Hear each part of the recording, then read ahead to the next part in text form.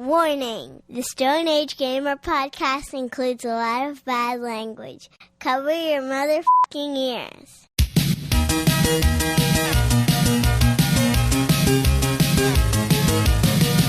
Good evening and welcome to the Stone Age Gamer podcast. I am Kris Randazzo and joining me tonight is better than a gift bag full of socks, Dan Ryan.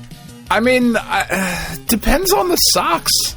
No, it Honestly. doesn't. You're better than all the socks. Oh, thanks. Even that new Apple sock? My God. That's like a $240 sock. It's phenomenal. The holiday season is almost upon us, and that means shopping. So Dan and I have put together some fun holiday wish lists for the nerds in your life. What sort of fun stuff did we come up with? Prepare to have your halls decked, because the Stone Age Gamer podcast starts now. I'll deck those fucking halls.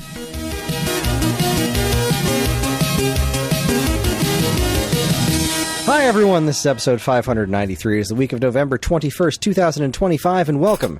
For anyone new here, this is the official podcast of StoneAgeGamer.com. Dan and I talk every week about what's happening in the world of video games from a retro gamer's perspective, as well as whatever the hell else is going on in our lives. Speaking of which, Dan has an omelet. Yeah, just got here. Did you say a fickle? I feel like you said a fickle. A thickle, where? Instead of official. Did I? I heard It's a possible. fickle. I don't know. It's possipickle. We are a fickle podcast. We are quite fickle. Oh man. Sorry, I'm eating a sausage. Did it live up to? Well, I mean, did it live up to your expectations? So far, so the diner had a chorizo omelet on the menu, and I fucking love chorizo. That is like a weakness of mine. I'm like, oh, chorizo? Done. Ordering whatever it is because it's got chorizo in it. And I've taken like half of a bite so far. And it's pretty good. It's also got jalapenos in it. So, it's, like it's got jalapenos and peppers and onions and cilantro. And I don't fucking know what's about to happen, but we're... I'm pretty fucking excited about it. I did. For anybody who's going to bitch about mouth noises, first of all, fuck off. Second of all, for those of you who aren't going to bitch but are going to get turned on, you're welcome. And third of all, I did order this 2 hours ago. But, it's... Do you want to go pick it up or you just want to DoorDash it? Look, I hate DoorDash, I hate Grubhub, I hate all of that shit, what it's done to fucking restaurants, I hate all of it. But also in moments of weakness, I'm like 99% of the time I will say, fuck it, I will go get it, I don't want somebody else to bring it. But in rare moments of weakness, I'll be like, you know what, a long day, long week, whatever, just have somebody else bring it. And it's always fucked up. It's always 2 hours, or they forgot 3 of the fucking things. I don't know why I don't ever remember that. Unacceptable. Well, speaking of ordering things, I'm about to make a purchase here because as you know, the shutdown has. You're ended. broke. Oh, I am. Well, we were mostly broke because we were hoarding everything. Like, we put ourselves to, there's zero spending because right. If the shutdown keeps going, Karen doesn't get paid. There is no back pay for contractors, so we need to hoard everything to afford anything if this continues to go worse. But fortunately, fortunately is doing a lot of heavy lifting there, but the shutdown is over. It really is. And that means that we're in not good shape. We're never really in good shape, but we've got our feet underneath us to an extent. We just had a $550 Naga vet visit, so yeah, that was a fun little blow to the wallet straight out the gate. But we are in a position to use some of what meager money we have to finally replace the washer and dryer. Oh, excellent! This will be theoretically the last weekend I will need to go to the laundromat and do supplementary laundry at my parents' house. I'm on the Best Buy website. I've done some shopping around, done some looking. Mm-hmm. See, we had, just like a week ago, we had another offer of a free washer, not a dryer, just a washer. because they were getting a new one. It was a functional washer, but it was about 40 minutes away. Doesn't fit in the back of my minivan, so I would need to co-opt somebody with a truck. It was also 10 years old. And I decided that was not what I wanted out of my life. Because at best, how much longer is a 10-year-old washing machine really going to last? And is it going to be worth all of the effort to get rid of my old one and install this one, and then probably a year later have to do this again? So, and we're not talking about a 10-year-old washer like that was a 10-year-old washer, and we're in like the 50s, and this shit's going to last things were built forever. To last. Yeah, this was built in 2010, which means it's a piece of shit. Yeah, exactly. So I am looking at a wonderful deal on Best Buy's site for a package Insignia 4.1 cubic foot top loader washer with cold motion technology and 7 cubic foot electric dryer with sensory dry for $799.98, which is that's not bad for both? A washer dryer combo. That's for both. It's not bad. $800 for the pair. That's not bad at all.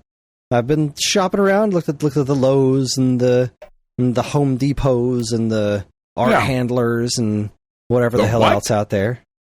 Art Handler, it's a local place. Oh, okay. They apparently have very good customer service, but they also don't have like great prices. Sure. So these are usually $700. They're marked down to $400 for the next month. They're Insignia, which is LG parts. So that's acceptable. They've got very good reviews. I am probably going to. So here's where I'm at. There is installation services so we can deliver it for $40. Let me see. Hold on. Edit selections. You could just do delivery for $40, or you can do delivery with install and required parts. Why is that a different price? Oh. Wait, delivery and with wash. This is weird. So there's one down here for $105.97, but this one says $77. Why did I click on this? And it goes. Okay, well, let me save and close. Did I just do a thing? Delivery with electric. Oh, the washer and the dryer install are different animals? That doesn't sound right. That sounds like some bullshit. That does sound like some bullshit. I feel like I might be able to install a washer and a dryer. It's not gas. Are they electric or gas? It's electric. Boogie. Then stop it. Do not pay for somebody to install that. Yeah, now that I'm thinking about it, I'm like, wait a second here. I can plug a dryer in. Yeah. Can you plug in a power cord? Congratulations. You've installed your dryer at the very least. Well, I mean, and there is a little bit more to that. A lot of times, like the little fucking hose in the back that you got to connect, the dryer vent hose is a lot of times a pain in the dick to get on and finagle. But it's not impossible. It's just annoying. So I need to pay separate delivery fees for both the washer and the dryer? That doesn't sound right. It's $40 to deliver the washer and $40 to deliver the dryer. I don't care for that at all. So now we've just added $80 to the entire situation here. Now I could do store pickup for free. Now that would also involve finding somebody with a truck that I could borrow, but I feel like I'm a little more willing to do that. So are you going to, you said Best Buy is where this is? Yeah, the Best Buy in Mays Landing. It's not going to be available. Is there a Home Depot by there? There is, yes. Because you can rent a box truck, a flatbed, or whatever for like, I got a couch this week. Because somebody on our local Buy Nothing group was like, hey, our friends gave us this couch and it doesn't really fit our space. We needed something a little bigger, but if anybody can come pick it up, that'd be awesome. And I was like, fuck, that's a nice looking couch. I'll take a free couch. Fuck it. I live in a nice town. I'll come take your nice ass shit. I don't mind. So for the price of $35, because I was able to go to the person's house with Roddy, pick up the couch, get it to my house, unload it, and get the truck back to Home Depot, it only costs $35 for the hour to rent the truck. So if you can get a truck from Home Depot, get over to Best Buy, load and unload, like within an hour, that's less than the cost of delivery for one fucking piece of what you're buying. Right, but I do know people with pickup trucks. Unfortunately, the person that I know with the pickup truck that's the closest, probably my sister. Is it worth $40? I mean, dude, I got a washing machine in the back of my fucking Subaru. So, well, can they lay flat? Yeah. Well, if they can lay flat, I wonder if I could fit them in the minivan. Can you take the seats out of your minivan? I sure can. Well, then yes. Okay, yeah. Then this might. I mean, I don't know if I can fit both of them at the same time, but if I have to do 2 trips, I have to do 2 trips. That's not right. That's not the end of the universe. And people will probably happily haul away the old washer dryer. Hell, I could probably put them up on the Facebook group of like, hey, free shit for parts, come get it. Yeah. Yeah. Okay. Yeah. Thank you for talking me through all this. I was almost ready to pay money for delivery and thinking, wait a second, hold on. No. I have hooked up a washer before, and that didn't burn anyone's house down. I know how to do this. It's just not that hard. It's just not that hard. You got the hoses. I do need to buy a new power cord because these don't come with power cords anymore. Apparently, really? Yeah. Apparently, the washer dryers don't come with power cords. You got to buy those separately. But I imagine like the duct thing that goes out of the back of the dryer that goes to the wall. That's probably universal, right? I mean, it's just a friggin'. One would imagine. I can't imagine that it's not. And I have the hoses from the old one. Yeah. They're just hoses. I can't imagine those need to be replaced. They're just hoses. Yeah, I got this. All right, so I'm going to figure out my truck situation before I go and hit purchase. But yeah, that's going to save me a buttload of money. There you go. This is what we do here. That's right, while I'm eating my dinner. You're eating dinner, buying washer dryer. Welcome to the Stone Age Gamer Podcast. Bloody hell. Look, we've been doing it for 10 years. Fuck off. What do you want at this point? We're out of shit.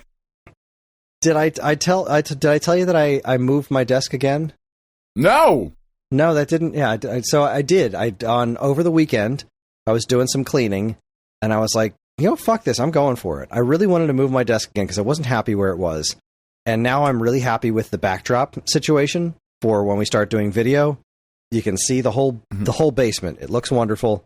And I'm underneath a window now. Like, it's a basement window, but it's still a window, and it's got an okay view of the treetops. Like, I'm at this angle where I just see a skyline. It's pretty nice. So that's been bringing me a lot of joy this week. Oh my God! I'm I sneezed. one step closer to being ready to start recording video, and then we got to figure out what we're doing with said video. But hey, yeah, we'll burn that bridge when we get there. That's right, baby. I moved to the desk. The basement's feeling pretty good. We recorded Turning Tracks last night. It was our guest episode. We had my friend Greg on, and he was able to sit at the bar in the basement while recording, which I think is going to be a much better situation for Sean in the future for when we record a theater near you, because then he can just sit at the bar and have a little microphone on a stand that he doesn't have to move around and touch and make a bunch of noise. Not that he does that, obviously, but no, theoretically, he does do it constantly, which is fine. Every week, all the time. Hoodles. I guess we should probably start the feature topic. Y'all ready? You ready to do? Y'all ready for this? Oh yeah, sure. I'm done dinner. I've got let's see here. 1, 2, 3, 4, 5, 6, 7, 8, 9, 10, 11, 12. I've got 12 things on my list. I only have 6 because I didn't have a lot of time to put into this. But I can keep looking. while you're talking. Well, I've got 12 things on my list, and then I have a separate list of video games that I would like. Ooh, okay. Yeah, that can be fun. Yeah. No. All right. Well, why don't you kick us off? Tell us about what we're doing, why we're doing it, and then get us started. We I don't think we did it last year. I was kind of going through some shit last year for any of those of you who are new here. What? No. Yeah, I was just being a lazy fucking piece of shit last year, not really doing much or putting much effort into things. So I don't think we actually did like a gift guide or whatever. But a lot of times what we like to do is just talk about the things that we might like to have somebody purchase for us, or things that we think would be cool for you guys to receive as gifts. If you're looking for something to put on your Christmas list, or Hanukkah list, or Kwanzaa list, or just non-denominational, but it's winter, so fuck it, here's some presents list. These might be some things that you're interested in, because if you're listening to this show in particular, you're probably a little bit like us, and if we like it, you'll probably like it as well. Right? Word. Yeah. I couldn't agree more. Okay, so I am going to start off. Now, I have my list organized from least expensive to most expensive here. And these are all things that I actually do want. And I also think they would be good gifts. In the past, I've sometimes done it where, like, I've just picked out gifts that I think other people should get. But these are things that are actually on my list this year. And they're not... Almost none of them are video game related. But Jace... Anyway, so the first thing on my list, and all these prices come from Amazon. I know, fuck Jeff Bezos, but for, most of the world, that's the price point comparison that they have. So for the bargain basement price of $15, you can ask for a 5-pack of, the brand is called Drykey, but these are handkerchiefs. But they are not like your grandfather's handkerchief, which was just basically a bandana.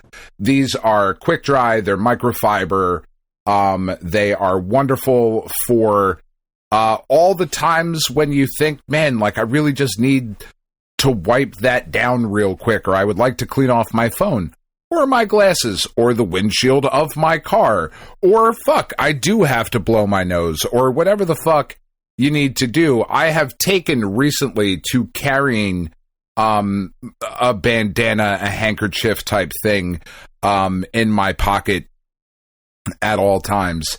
And I've really grown to like it and use it, and kind of feel weird when I don't have one.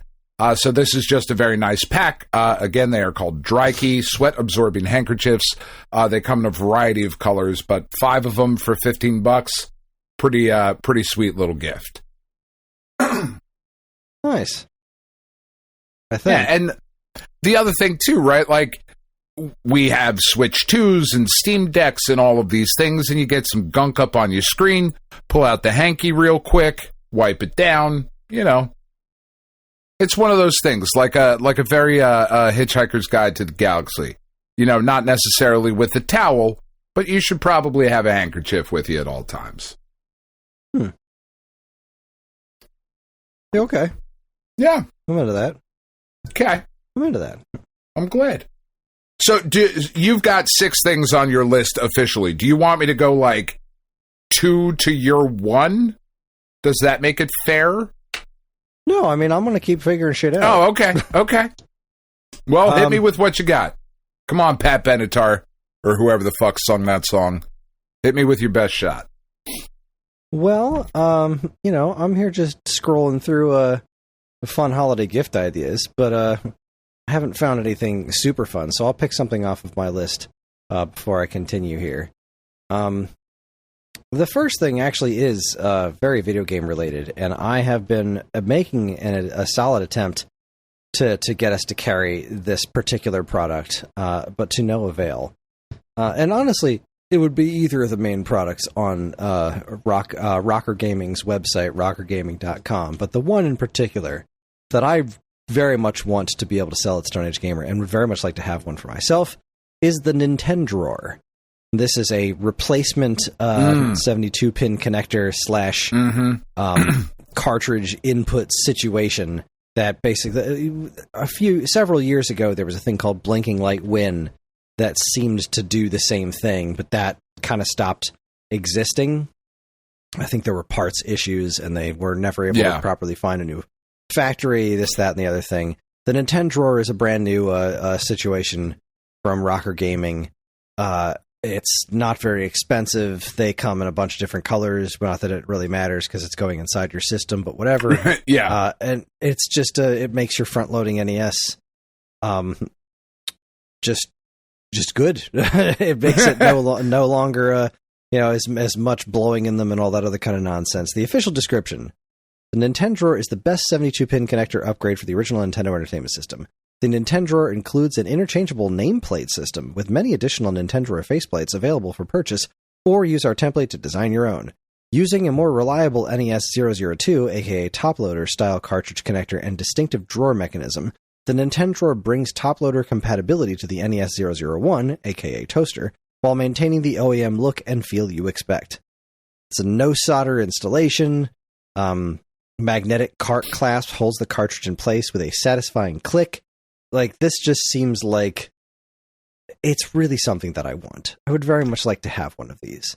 Yeah, this is a very smart upgrade to a thing that is legitimately a problem. Yeah, it is. It's not a great design. No. Yeah. Yeah, this is awesome. That is my first. Ooh. Wow. Somebody Trashman just posted in our Discord that somebody's putting together a Virtual Boy Player's Guide 90s style. Oh my god, that looks amazing. So, like, I love those old Nintendo Player's Guides. I love them with every fiber of my being. And this looks beautiful. Wow. I really want that. Thanks, Trashman. All right, your turn. Very cool. All right, so next up on my list, as I talked about... Oh, excuse me, I'm drinking, so I'm burping too. As I talked about last week on the show, I've started going for walks in the morning. And at this time of year, it is starting to get rather chilly outside in the morning. And, my hands get cold. And I don't necessarily... It's not cold enough yet to throw on a pair of gloves in the morning to go out for a walk, but my hands do get chilly. I disagree. Really? You're out there with gloves? I mean, it's like, it's like 5:30 in the morning when I'm walking over to the gym. It's like 30 degrees outside. So yeah, I'm putting gloves on. I've been doing fingerless gloves, like when I walk the dog. Just very tough. Very 80s. It's easier to get the poop bags situation handled while it's still theoretically warm enough to do that. But yeah, I'm definitely in the glove category. Well, this might be a thing that you're interested then. For $20, these are the Okupa Magnetic Rechargeable Hand Warmers. So these are basically two little metal things that you can put them together and charge them up, and then you separate them into two little oblong puck shapes, and you hold on to them, and they have 3 heating levels, and you just kind of keep them in your pocket or in the front pocket of a hoodie or whatever, and as you're walking around, you just kind of reach in and hold on to them for a second, and they warm your hands up, and you're good to go. These look really awesome. I've wanted a pair of these for quite a while, and now that I am out and about at 6 o'clock in the morning, I feel like I definitely need one of these. Oh yeah, hand warmers are Hand warmers are neat things. I've never been good at using them reliably, but yeah, I suppose if I had some, they would be neat. Yeah, I mean, for $20, and I know, like, I've been looking at these for a while. These go on sale all the time. Like, they drop to, like, $12, $13, whatever. I feel like it's definitely worth a shot to have just some rechargeable metal hand warmers. You know, because there are also those mornings when you get out into the car and you're driving to work and you just knocked all the snow off of your car and you're scraping the windows and your hands are just fucking freezing cold and you're trying to warm them up and you're doing the stupid, let me make a little cup with my hands and blow into it. Like, fuck all that shit. Give me technology to fucking fix that problem. For $20, I'm in. I love this, but I'm laughing at a thing that I found that I now really want and absolutely will be buying for my sister for Christmas. Excellent. I'm watching the video about it right now, and it's... okay. This is the Chuon's toilet bowl nightlight. I've seen that, yep. Oh, boy, this is the perfect gift for my sister. That is wondrous. Yeah, it basically just makes your toilet glow. Yeah, no, I've seen that. I can't say I don't want one. Yeah, same here. Like, honestly, see, here's the thing. When you get up to go to the bathroom in the middle of the night, not because you have a giant waterfall in your ridiculous mansion like Tommy Tallarico, but because you generally just have to pee in the middle of the night. The problem with me is I'll go in there and we don't have a nightlight in the bathroom because the electricity in our bathroom that we spent all that money on is wired weird so that the only outlet is only powered on when the lights are on. So in order to go to the bathroom, you've got to turn the lights on. And once the big blast of lights are on, that goes a long way to making sure that I am not getting back to sleep. Right. But if I had a toilet nightlight that was motion sensitive so that I could just go into the bathroom in the dark and then just have a glowing toilet, I feel like this would solve some problems for me. I feel like it might. I feel like it might. I'm very happy about this. I like it. I like it. I have been really debating how I want to handle the lighting situation in my house. I am very upset with how little light there is in my house. And especially things like you're talking about, like I gotta get up and go to the bathroom or whatever. So I've been tooling around with figuring out some like smart home solutions for like motion activated LEDs and things like that. But I don't know enough yet to have made any of these lists, unfortunately. Well, this is nice. This little toothbrush caddy that also has a spot for toothpaste. I have such a problem with toothpaste. Toothpaste tubes just kind of require being laid flat, and it is such an inefficient way of storing a toothpaste tube and having it take up vertical. So I like this little toothbrush cup here. This is lovely. So I don't think it's big enough to hold my electric toothbrush, though. So yeah.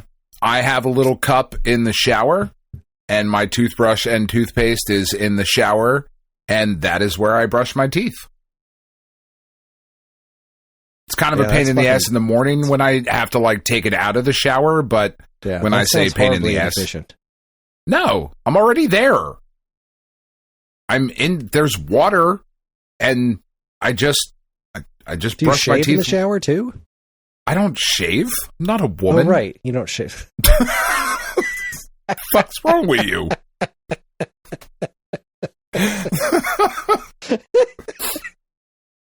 I get beard trims, but I go to a professional to do that.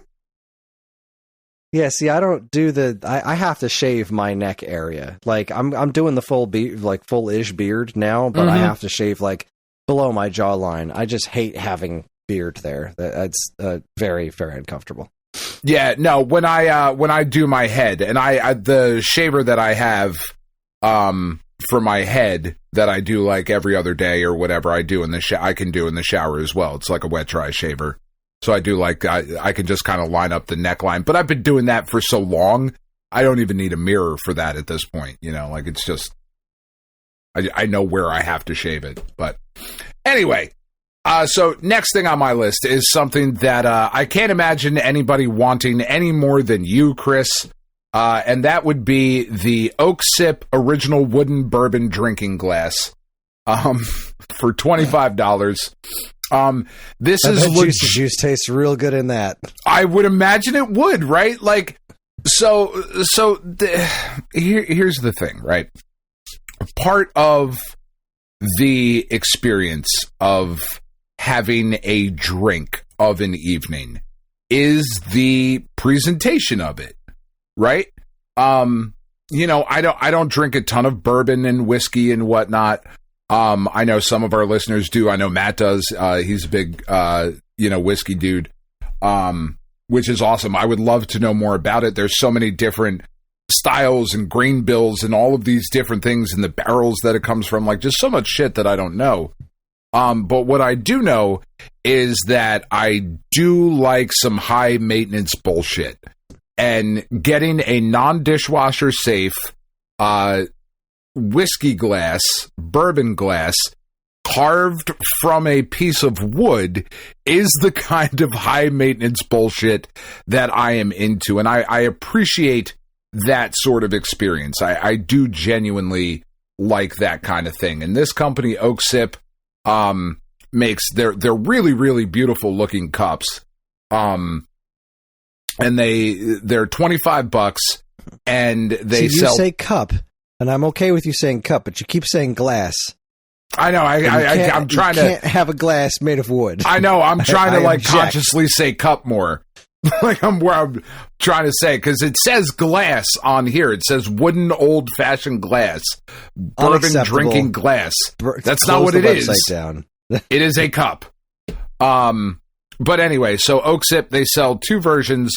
For $25, they sell the wooden cup, and then for $30, they sell a charred version of that same cup. So they char cup full of Swiss chard. Yeah, basically. Which sounds fucking awesome. I mean, don't threaten me with a good time. Yeah, this thing looks fucking great. This is another thing that I've wanted for quite a while, because it's very me. It's very much like, oh, I have a wooden fucking you know, like that's just kind of the dickhead that I am. So the Oak Sip wooden bourbon drinking cup, not glass, for $25. I'm into it. Wild grain customizable bread box. The company will just send you bread every month. That's kind of fun. Yeah, I mean, that sounds fucking awesome. Anyways. Oh, see, I've seen these before with when looking at silly internet stuff with Ellie. The leisure foldable human dog bed. Yes.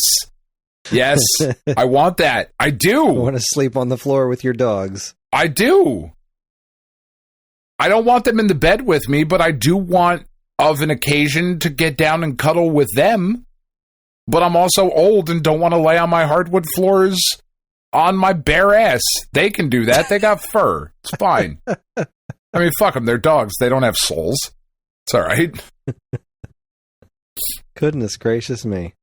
I was going to say something else, but this has come up before, and I'm gonna bring it up again. You know what I want, and I think everyone should have, is a lava lamp. Dude, I love a lava lamp. I love me a good lava lamp. They're great. And in this new spot where my desk is, it would fit right here on this windowsill in front of me perfectly.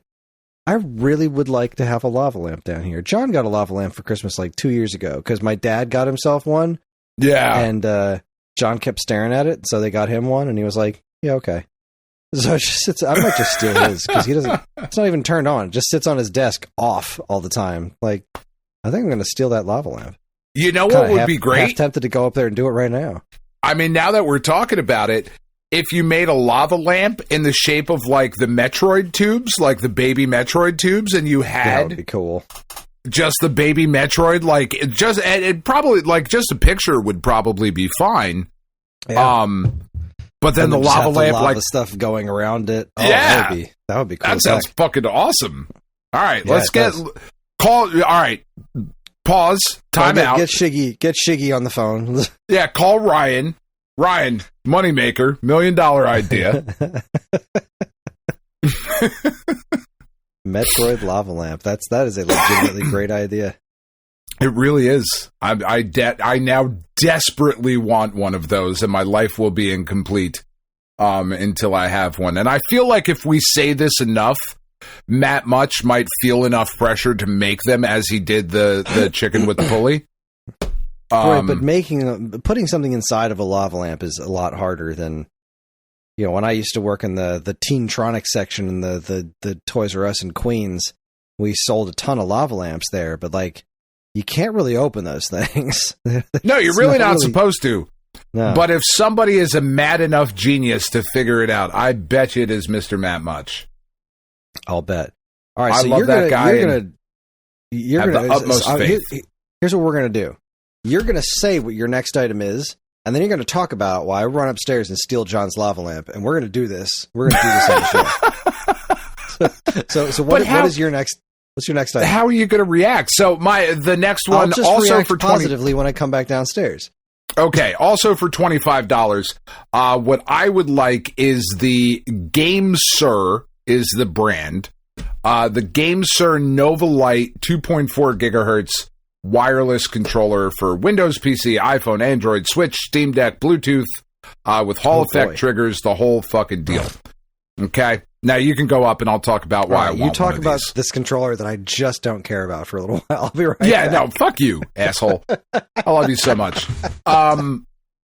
So here's the reason that I want one of these. Or actually, and I don't want just one. I actually want a bunch of these. And the reason that I want a bunch of these is because we are now at the point where upstairs in my living room, I have the PlayStation 5, I have the Steam Deck, I have the Switch 2, and I have my old PC that was down here. That is now upstairs. That's primarily used for streaming and whatnot, but that's still where I'm playing through like Silksong and whatever, because that's just where I started it, and I just feel...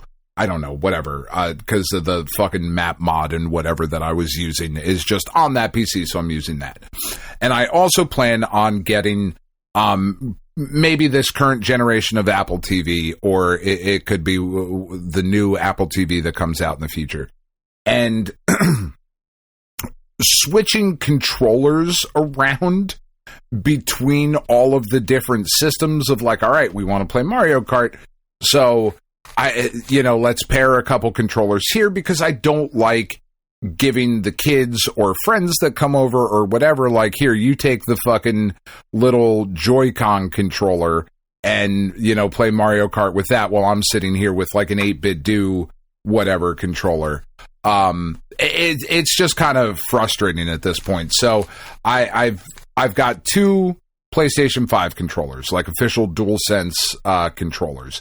And then I have the 8-bit do controller. I have another 8-bit do that's down here paired up to my Mac Mini. I've got a wireless Hyper Fighters maybe is the other controller, which is very nice. We sell them on Stone Age Gamer. But they're a little bit more than these $25 Game Sirs. And these Game Sirs, I've seen a ton of reviews about them. I've seen just a bunch of YouTubers and whatnot of like, look, for $25, these controllers are great. They are in the Xbox configuration. They've got everything you could possibly want. And almost more importantly than that, when you're thinking about dealing with your family, they come in a baby blue, a like Animal Crossing green, pink, black, white, talking about this stupid fucking controller? and yellow. Yes, I was giving you time to get back down here. So I asked John if I could borrow his lava lamp. Yeah, and he said yes, but it doesn't work. I said, well, what do you mean it doesn't work? Does it not lava or does it not lamp? And he said, those are pretty important. They said both. I don't know that I believe him. So we're going to plug this in. Okay. How do you... Well, I mean, if the bulb burns out, I suppose that's a, that'll stop. I'll stop it. No, I lied. It's the Defender wireless controller from Retro Fighters. I think I said Hyper Fighters. Because I don't know shit. It's a very solid controller, but it's $50. And as I was explaining, Chris, before you so rudely interrupted my diatribe, with all of the various systems that we have hooked up to the television, I am tired of swapping controllers around. So I would just like a clutch of affordable wireless controllers that I can, have paired to whatever systems so that we can just jump in and play, And these get really good reviews and they're $25. So there you go. Yeah. All right, well, yeah, the bulb is not bulbing. So I guess it doesn't lamp. That's the problem. I got to make sure I get a new bulb for this. Well, that's tragic. It is tragic. Yeah, I mean, at least I understand why he doesn't have it on anymore, is because it doesn't work. I mean, that makes me very sad. Does seem a simple fix. I was about to have a lava. Mm. I got to figure out how to get the right bulb. How do I know what bulb lava use? Well, you should probably take out the old bulb and look at it. Well, I did. It's a little circular thing. There's no writing on it. Just some random bullshit. There's nothing on the bottom that says, the wattage and all that shit? Let's see. I mean, you can always just go to Amazon and type in lava lamp bulb and hope for the best. Right. Let's see. This is The Original Lava by Schilling, North Andover, Massachusetts, 01845. Made in China. Obviously. China, Massachusetts. Oh, okay. Let's see what we got here. There's some model number and stuff. For household use only. I'm still in my household, so that works. So we're good there. 2022 model. Warning, to reduce risk of fire and for proper lamp operation, use only AC 120 volt, 25 watt bulb S11. Intermediate base. Okay, so I need a... There you go. 25... I mean, hopefully that's all I need, and it's not, electronically busted, but, I mean, really, what are the odds of that happening? Yeah, I mean, probably not huge. It's a lamp. It's pretty fucking simple. Yeah. Huh. Okay. Well, anyways. All right. I did look it up. It was Pat Benatar, so hit me with your best shot. My next pick is, I have other cool things on my list, but this one jumped out when I was just looking for stuff while you were talking, and I found the Ty-Talk Mini Chainsaw, 6-inch with 2 batteries, electric saw, gifts for men, dad, husband, gardener, cool gadgets for men, 2025, men's gifts for father's birthday, perfect gifts, idea for mothers, mom, women. That's the name of the product on Amazon. Yeah. Good job, guys. Well done. I'm sure this is very lethal. Nothing with that great a description is safe to use, but the notion of a handheld mini chainsaw seems real nice. It's gardener friendly. It's not intimidating. Has an auto oiler system, 2 large capacity battery. That's right, 2 large capacity battery. Security designs, sure. 365 days warranty and package list. This is fascinating. I mean, so I have my Ryobi mini chainsaw, and I fucking love it. I love it. Yeah, I would just keep that next to the desk. Yeah. Just for all your chainsawing needs, I'm ready to go. It comes in pink. Oh. That's fantastic. That. It does have a decent amount of solid reviews, too. It works well for ladies, too, huh? Oh, well, those delicate lady fingers. You can't... have a gender-neutral chainsaw. What Christ. In the world? Oh. It works well for ladies, too. Good God. What in the fuck? That's fantastic. Yeah, handheld mini chainsaw. Sign me up. Love that.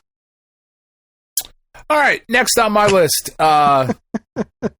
This is something that I find myself possibly needing a lot more recently, because I am using my devices a lot more than I used to, I guess. I don't know.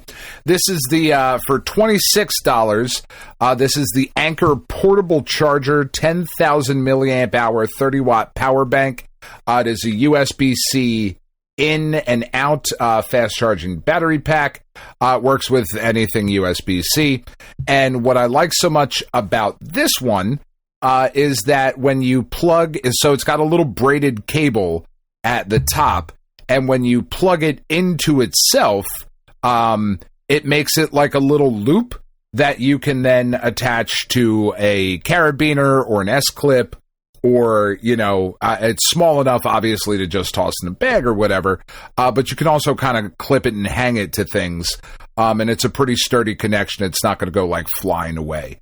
And I find myself in situations where I'm like, fuck, I forgot to put my AirPods on the charger last night. So if I just had a little battery backup, a USB-C to throw on there, I think that would be a great thing to keep in like your tech bag or whatever. If you are the type of person that carries a tech bag every day, which I do. So that's the one. And it comes in pink.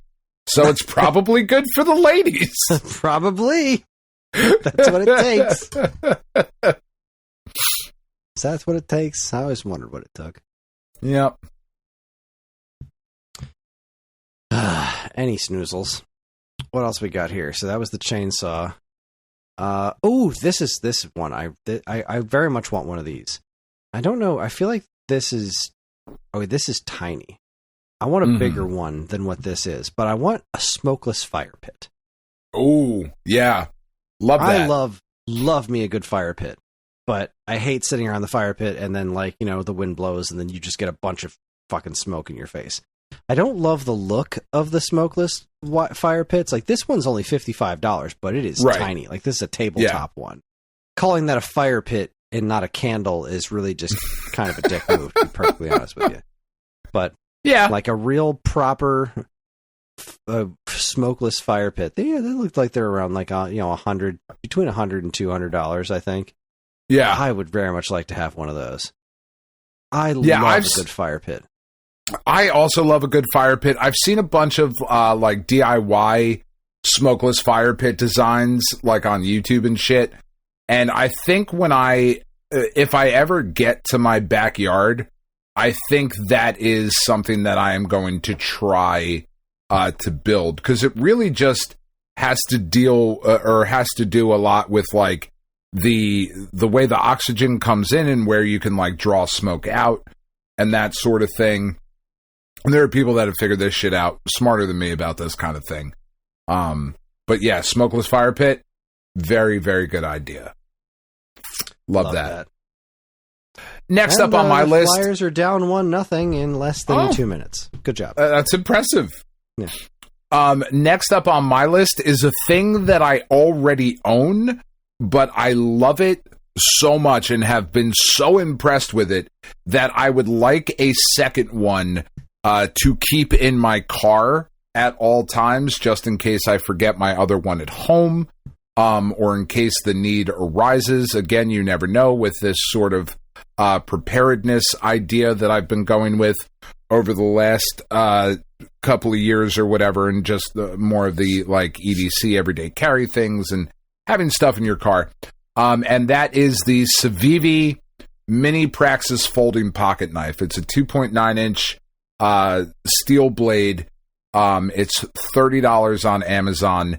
This is one of the absolute best pocket knives that I have ever used. I carry this knife with me every day. So I got the pocket organizer thing that I talked about a number of years ago. I do need to get another one because I've worn holes in the one that I have because I use it literally every single day. It sits in my pocket, and one of the things that has made it to that organizer is this particular knife. It is ridiculously sharp. It is outstanding. There are so many times where I find the need to have a blade to either open a package or cut a what the fuck ever. And I love having this thing here. And I've been, with the world being on fire the way that it is, honestly, has got me thinking a lot more about having sort of like preparedness kits, not to the level of like doomsday preppers and that sort of thing, but really just kind of thinking about like, what do you want to have to be prepared, right? And what really kind of drove it home of wanting to develop a sort of kit to keep in the car was the last time Tiff and I were driving, and that dog that unfortunately didn't make it got hit by the car in front of us. You know, like all of a sudden there's this animal and they're in trouble and they need help, and we pulled over, but I didn't have anything. You know, it was like, fuck, I can't, like, I just have to pick up this dog with its degloved tail, and I can't wrap it, I can't cut away any of the extra fur that's there, like, I can't do anything in this moment. And that, I didn't love that feeling. This knife has been absolutely wonderful, and I would like another one. And I think I think all of us should have this sort of tool with us at all times. One for each hand, I suppose. One for each hand. Are you a knife-carrying kind of guy, Chris? I used to be, but I don't leave my house enough anymore. That's fair. That's fair. Yeah, I used to have a knife with me all the time. I had one of those, thick Swiss Army knives for a long time, but it was too cumbersome, and I only really used the knife. So I wanted to get something that was just a blade, like my dad carries around one. It's just a blade, just something small. But I didn't like having too many things in my pockets anymore. So yeah, it just kind of went to the wayside since I really didn't go out all that much. But I wouldn't mind incorporating a knife into my daily routine anymore. They do come in handy. This would be the one. It's really nice. It feels really good, like, to handle and hold. It doesn't feel like slippery at all. The blade locks very nicely. But it's also super quick to open. Like, you can open it with one hand. This thing is fucking great. I love it. Cool. Yeah. Ooh, a meat injector. I don't know. I got one of those. Hey. I'm a cheap date, too. So, you're looking for a budget Christmas meat injector. I got you. Jesus. Yeah. Oh, for fuck's sake. Wow. Boy, there's some just horrible stuff on Amazon. There really is. Really terrible ideas. Just some bad stuff. So I guess I'll move on to the next of mine that's that I had before. So let's see. We did the Nintendo drawer, the toilet light. This is I make this recommendation all the time, but in particular, I'm just going to just point it out this year. Pretty much anything. I know limited run games is not everyone's favorite company, but press run books are a horse of a different color, as they say. There are some just fantastic books on a limited run site, especially these the new oversized like coffee table NES era books that Jeremy Parrish put out, that he was kind enough to gift to me for contributing to them by giving him boxes and stuff. These are wonderful. I've looked through them.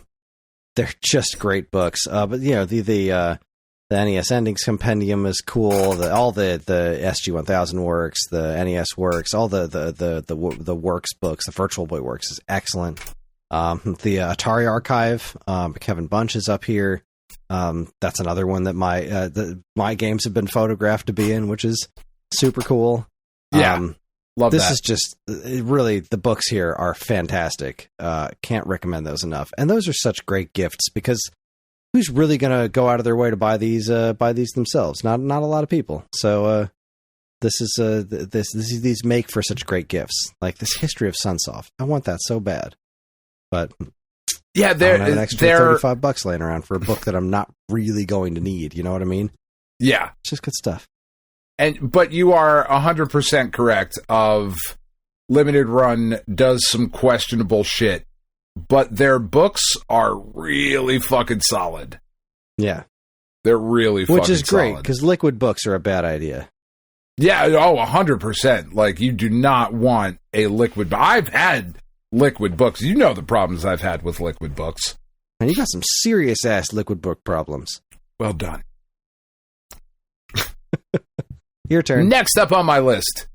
So I have had a faux leather desk mat for quite a while, and it's fine. I like it well enough, but as I am thinking about, what the desk setup is going to be as we move into this new chapter here, I think I want a much larger. The one that I currently have is 24 by 12 or something like that. It's rather small. But I think I would like a much larger, like this one that I'm looking at here.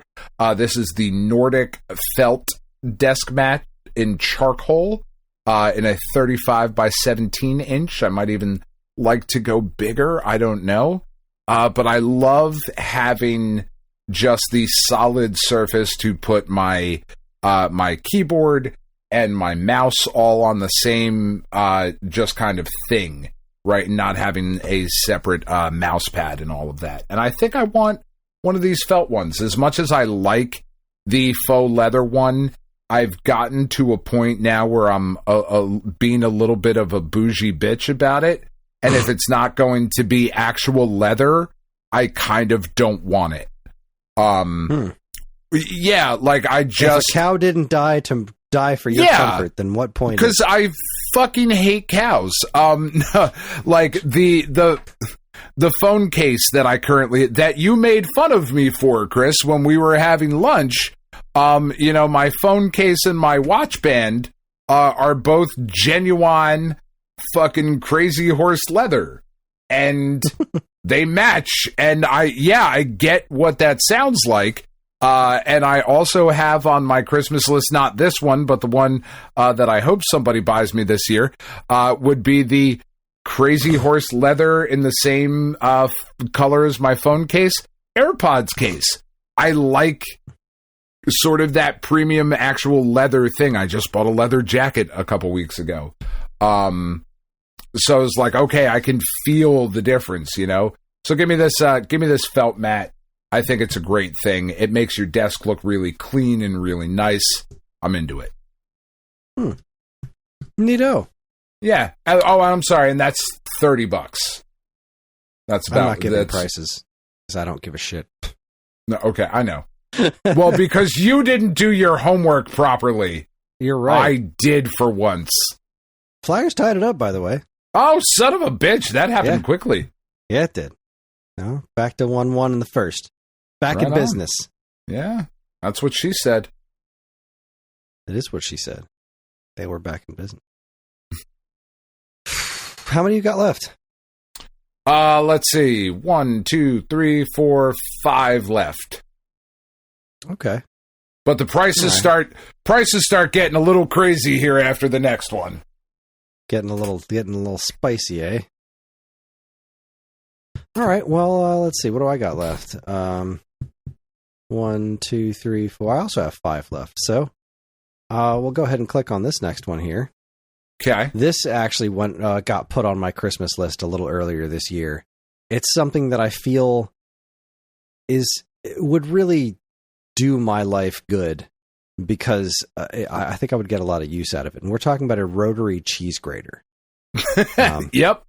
This in particular is a Kuke rotary cheese grater, hand crank, transparent shredder, slicer, grinder, 3 stainless steel blades, stable suction, labor saving handle, safe kitchen tool for cheese, vegetables, nuts, chocolate. You just love these descriptions, these product names at Amazon are as good as they get. It does come in pink, so it is likely works well for the ladies too. Likely lady safe. That's important. Absolutely. You want your product to be lady safe. Of course, Amazon wants me to consider a similar item, a Geedle rotary cheese grater, kitchen mandolin vegetable slicer with 3 interchangeable blades, easy to clean rotary grater slicer for fruit, vegetables, nuts. But, this one has similar reviews, and it looks really cool. I mean, look, I make pizza every week. And, you do. I've got the box grater, but at the same token, this just seems like fun. I just want to be able to plop a block of cheese in there, give it a crank, and have grated cheese. I think that sounds like a lot of fun. Seems like an easier way to do what I do. I don't disagree. Grating cheese is all that terrible, but it's not something I enjoy. It's not something that I specifically seek out is grating cheese. And as long as it's easy to clean, I would very much like to have a nice rotary cheese grater. I mean, I could make my own zoodles. Not that I'm going to eat zoodles, but I could. I mean, but you could, and you probably should. Yeah, sure, but we're not eating pasta. What are we living for? Yeah, this multi-function chopper looks real nice too. Like just throw an onion in there and boom, chopped onion. That sounds good. I've actually gotten pretty good at chopping onions. I just need sharper knives. My knives are pretty dull at this point. I would like a new set of proper knives. But this cheese grater, this rotary cheese doesn't need to be automated. I don't need an electric one. No, you want to burn the calories yourself. Yeah, exactly. Every calorie counts. I just don't feel like I feel like I deserve this. I feel like this is what my life requires. Yeah. I support it. Next up on my list is, as we've discussed on here, and has been provided to me through the generosity of our listeners. I'm a bit of a bag bitch. Also bougie about the bags that I like to carry. And one thing that I would like a dedicated storage bag for is the portable systems that I currently own, which would be the Switch 2 and the Steam Deck. So for $50 from a very well-respected bag company, TomTok, they have a little carrying case for the Steam. It says it fits the Steam Deck, the OLED, Switch 2, Ally X, like basically anything that's in that general size and shape can fit into this bag. It's a little like sling bag. What's nice about it, it has a hard plastic W-shaped shell that kind of velcros into it that will provide some protection for your system in there, as well as providing some stability for the bag. But these bags are just so well designed and cleverly designed that you can get your system and some charging cables. And if you're bringing the Steam Deck and you want to bring a mouse and a little folding keyboard, if that's the sort of thing that you want to be, taking with you and using it that way. If you wanted to bring the little mouse grips for the Switch 2 that I have, like that would work. You could throw a little extra controller in the bag. You could throw a power bank, maybe that Anker power bank that we were talking about earlier in this bag, some USB-C cables. All of that fits really nicely.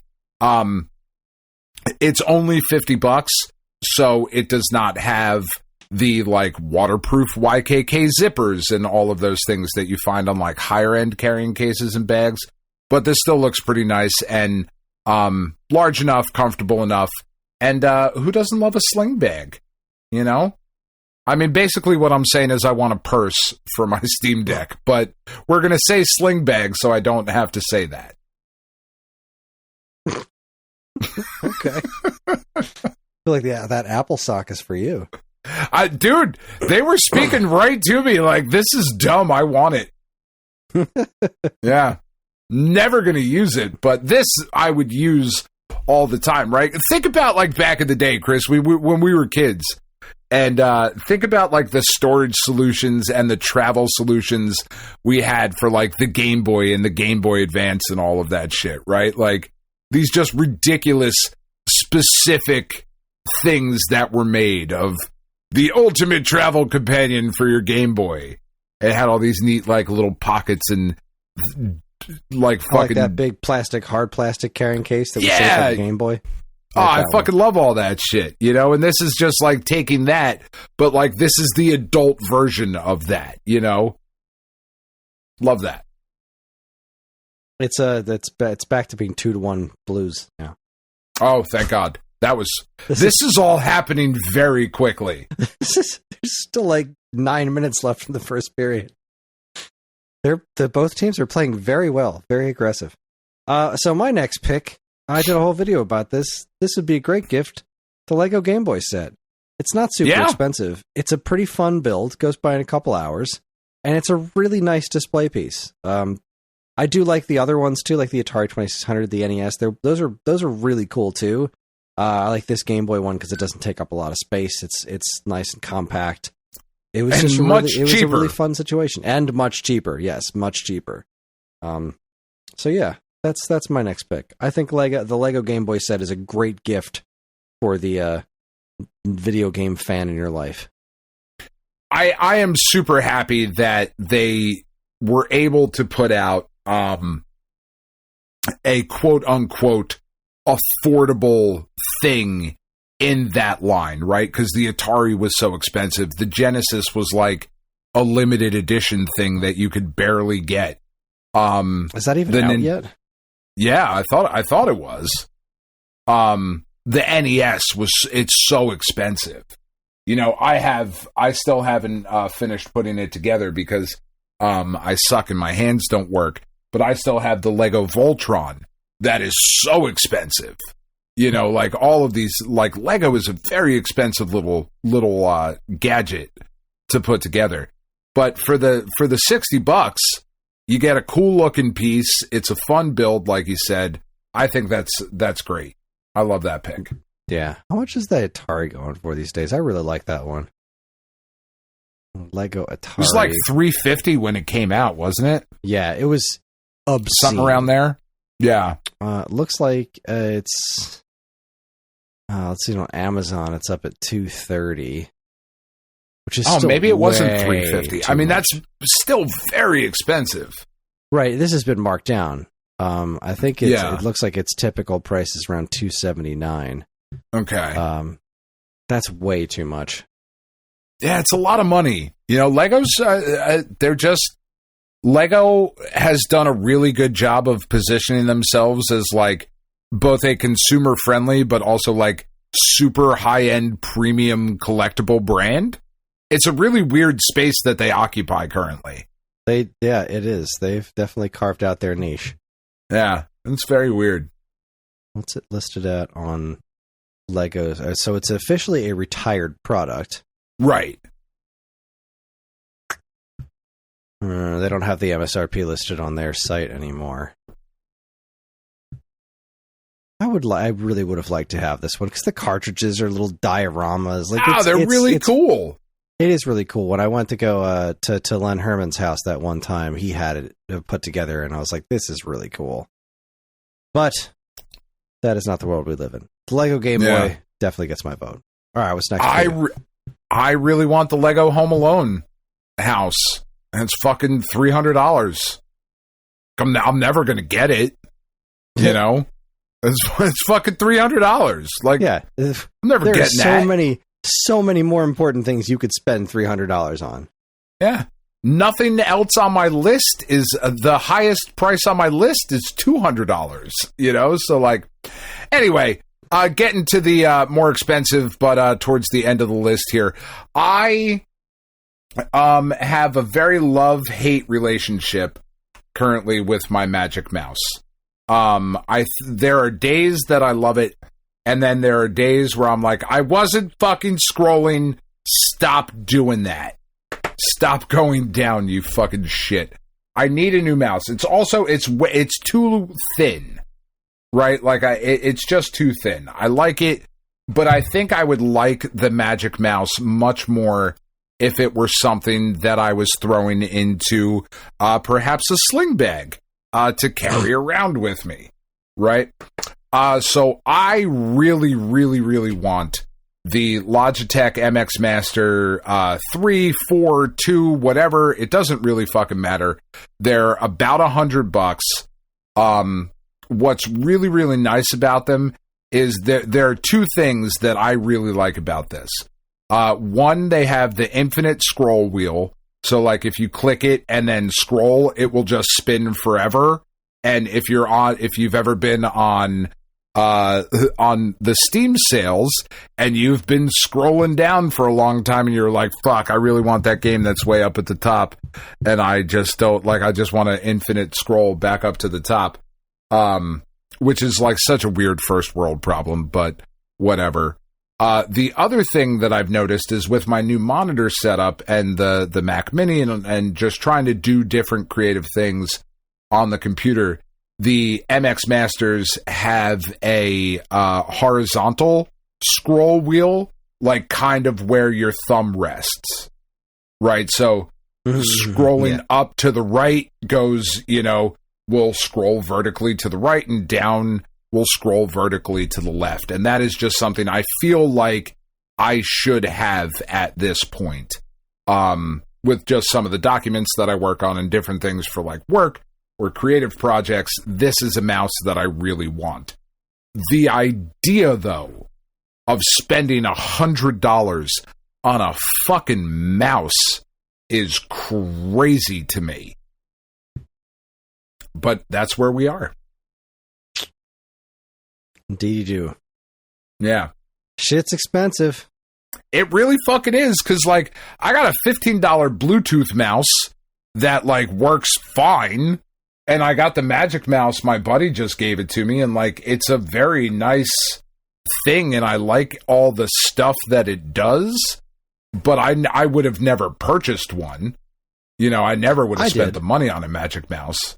I did. I spent the money on a Magic Mouse, and I do like it. I do hear what you're saying. Like, sometimes it really only seems to be on very specific sites.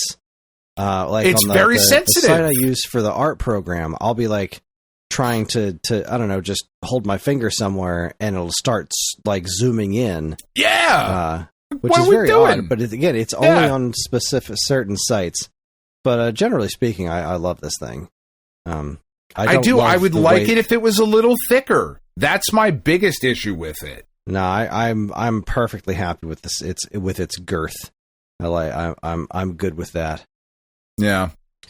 But on the topic of inexpensive, in the opposite direction, my next pick is one that I'm very fond of because it is one that was at least partially my idea.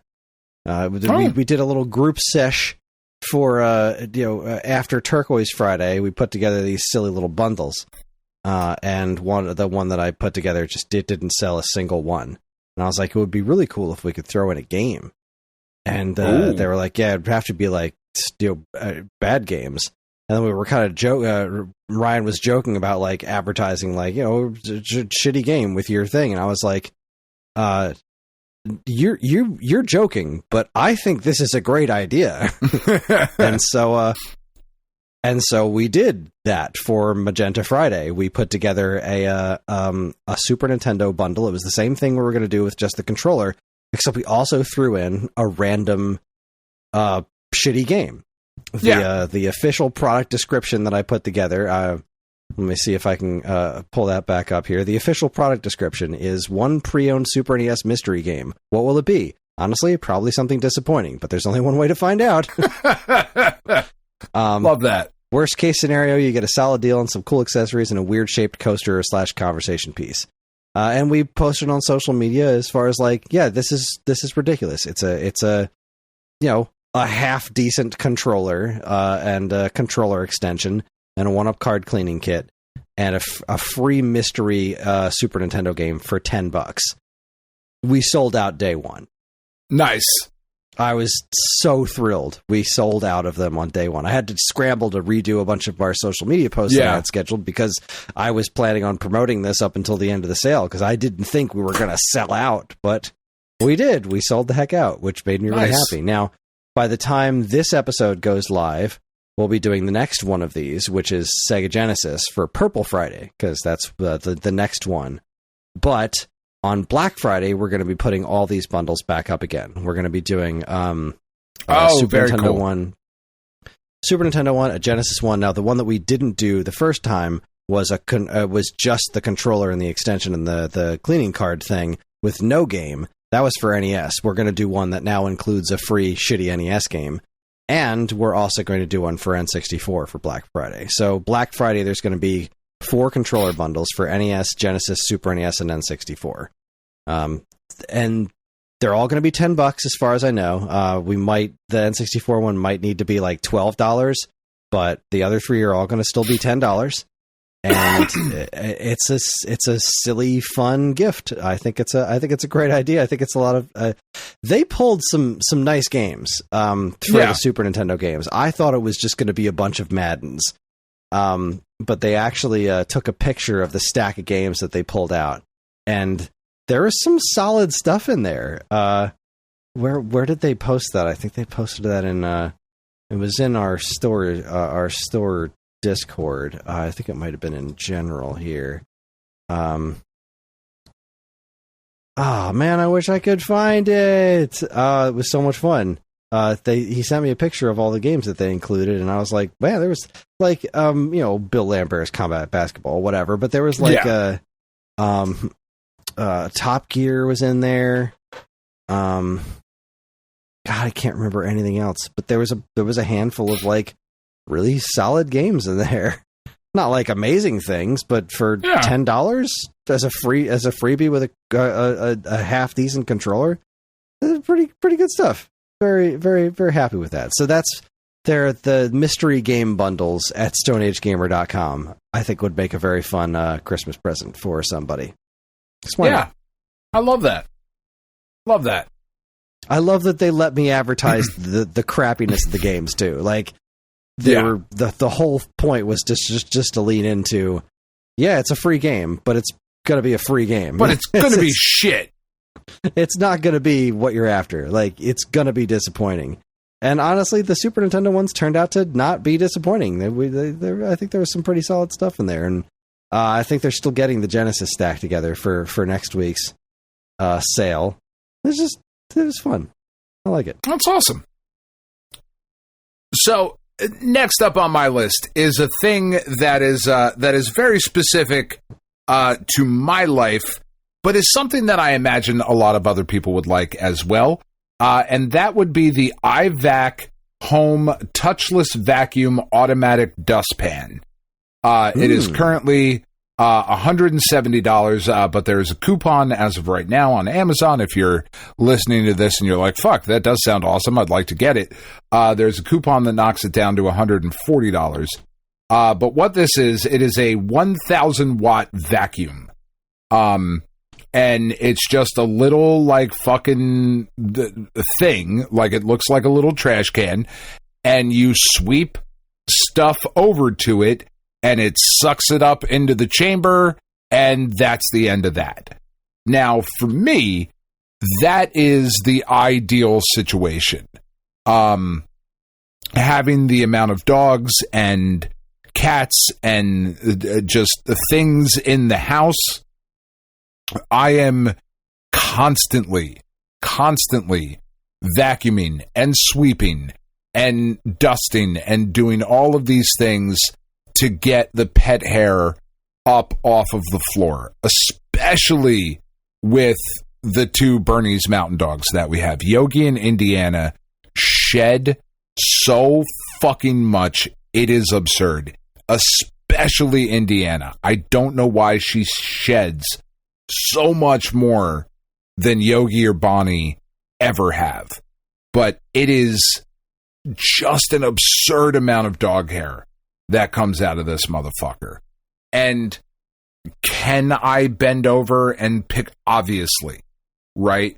But just the idea that I could have this, I could have one of these like downstairs to just kind of sweep everything over to, and just it's instantly like taken care of. I feel like not only would I do it more often, but I feel like everybody else would do it more often as well.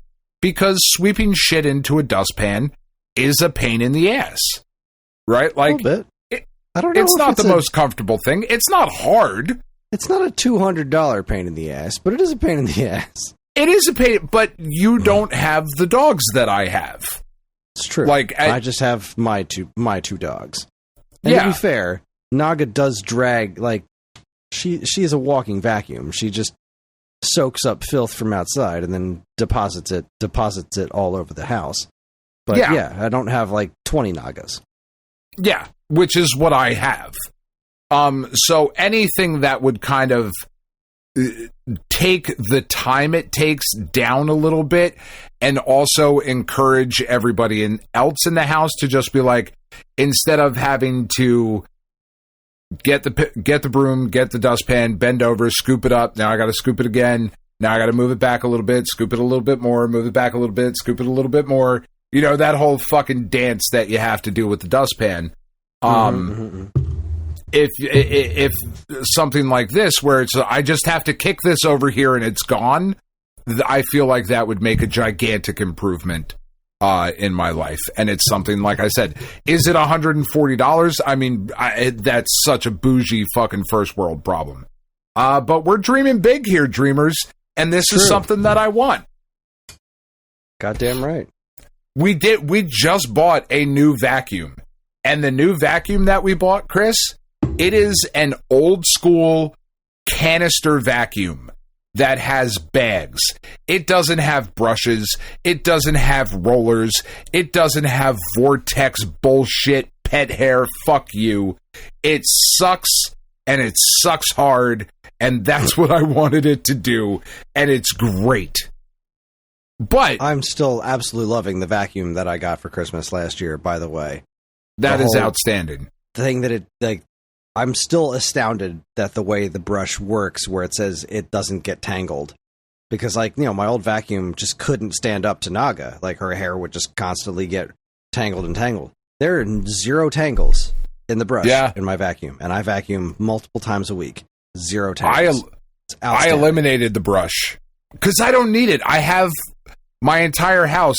The only place that has carpet is going downstairs to the lower level. My house is a lot of wall carpeting, so yeah, I can't do without the brush currently. Yeah, so I just bought. This is just an old school canister. It fucking buying bags to fucking throw the bags out kind of vacuum. The problem with it is that it is also the size and bulk and unwieldiness of why people stopped buying those vacuums, but it fucking works, and that is what I care about. But I feel like this automatic dustpan thing would make a difference, and I want one. Yeah. Well, my penultimate item is the exact opposite of what you're talking about. It's dog hair. I want dog hair. Just a bag everywhere. Of dog hair. No, this actually, Andy bought me for work for when I would like do product videos. You know, just a little something to get the dust off of things, because even a tiny bit of dust when you're doing little product shots, it shows up crazy in it really does shots. So this is the Wolfbox MF50 compressed air duster. This thing is so handy. I use it all the time. I've never had to charge it since they got it for me like 6 months ago. Because you don't have to use it very often. It is loud and it freaks out the dog. But I'm just going to do a little bit of it right now. It's basically like a rechargeable compressed air thing. Yeah, that's awesome. I want one of those. Oh, it's so great. Because like, so the one issue with moving my desk to where I moved it is now it's under this window in the basement. and it's not like a nice window, so a lot of shit gets through it, especially when I'm using the leaf blower in the backyard. A bunch of dirt blows in. This, I'm able to just blow all that right onto the floor in a couple of seconds. It is such a handy little thing. It's tiny. It's maybe about maybe like 5 or 6 inches tall. It's relatively light. Recharges with a USB-C cable. But again, the charge lasts for ages. It comes with 3 different nozzles. I've had zero use for anything except for the one that comes with it. Just because it does everything I need it to do. I just pointed at whatever this was the MF50? MF50, yes. Yeah, so that looks like it's $40 on Amazon. Yeah. The MF100 is $72. But yeah, I've been looking at one, a similar thing to that. It's sold as like a car vacuum duster, same kind of thing, but it also sucks in, and it's like $40, something like that. Yeah. Personal duster really is what we're talking about. You have one of those things, you're sitting pretty. It's also real nice. Like, I've got a couple of those first 4-figure statues. I got the Samus and I got the Link, and those aren't the easiest things to dust, but a little, compressed air type thing really makes that a lot easier to just keep the things with the little nooks and crannies nice and clean. Yeah, I would say like every other day you just go over there and you just, fucking clean it off real quick and you're good to go. Yeah, I do it like once a week. It only takes a few seconds. It's wondrous. That's awesome. My penultimate thing here is something I've been interested in for a while. And I think once we are officially like moving and getting all of the new office equipment and all of those things, I think it's time to probably take the leap and purchase a standing desk. And the one that I'm looking to purchase is from a company. I've seen a bunch of reviews for this one too. It is the Fezzibo electric standing desk. It's a 60 by 24 desk. It's $180. And yeah, I mean, like, what more is there to say about a standing desk? I sit too often, especially when we do these podcasts and we have like, when we get to like the 3-hour podcasts that we do, quite often, there are times where I will like stand up and then be bent over like a jackass trying to talk into the microphone. I would love to have something like this. That I could just, have a couple of different presets and, have a standing desk. That's something that I feel I would really, really enjoy and get a lot of use out of. I've given some thought to that. Yeah. That's as far as I've gotten with the standing desk scenario. And I might never use it. But at the same time, like, a nice computer desk is around $150, So, like, for a couple bucks more, you get the option, Mm-hmm. Yeah. Something I definitely want. Well, I guess the last one on my list is a pretty straightforward. It was something that I got for Christmas last year as well. And it's a steam mop. I love the steam mop. It's been just a lifesaver for me. I mop my kitchen almost every week now, and that wasn't something that I was able to do easily before. The steam mop was it's just wonderful. I can't recommend a steam mop. It's a revelation. Enough. It really is. It just beauteous, joyous, and wonderful. Love it.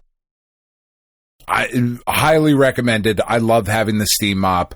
I find it to be so much more effective, both like physically in the cleaning aspect of it, but also like cost effective of you buy that once and you're good. You wash the pads and it is so much more effective at its job.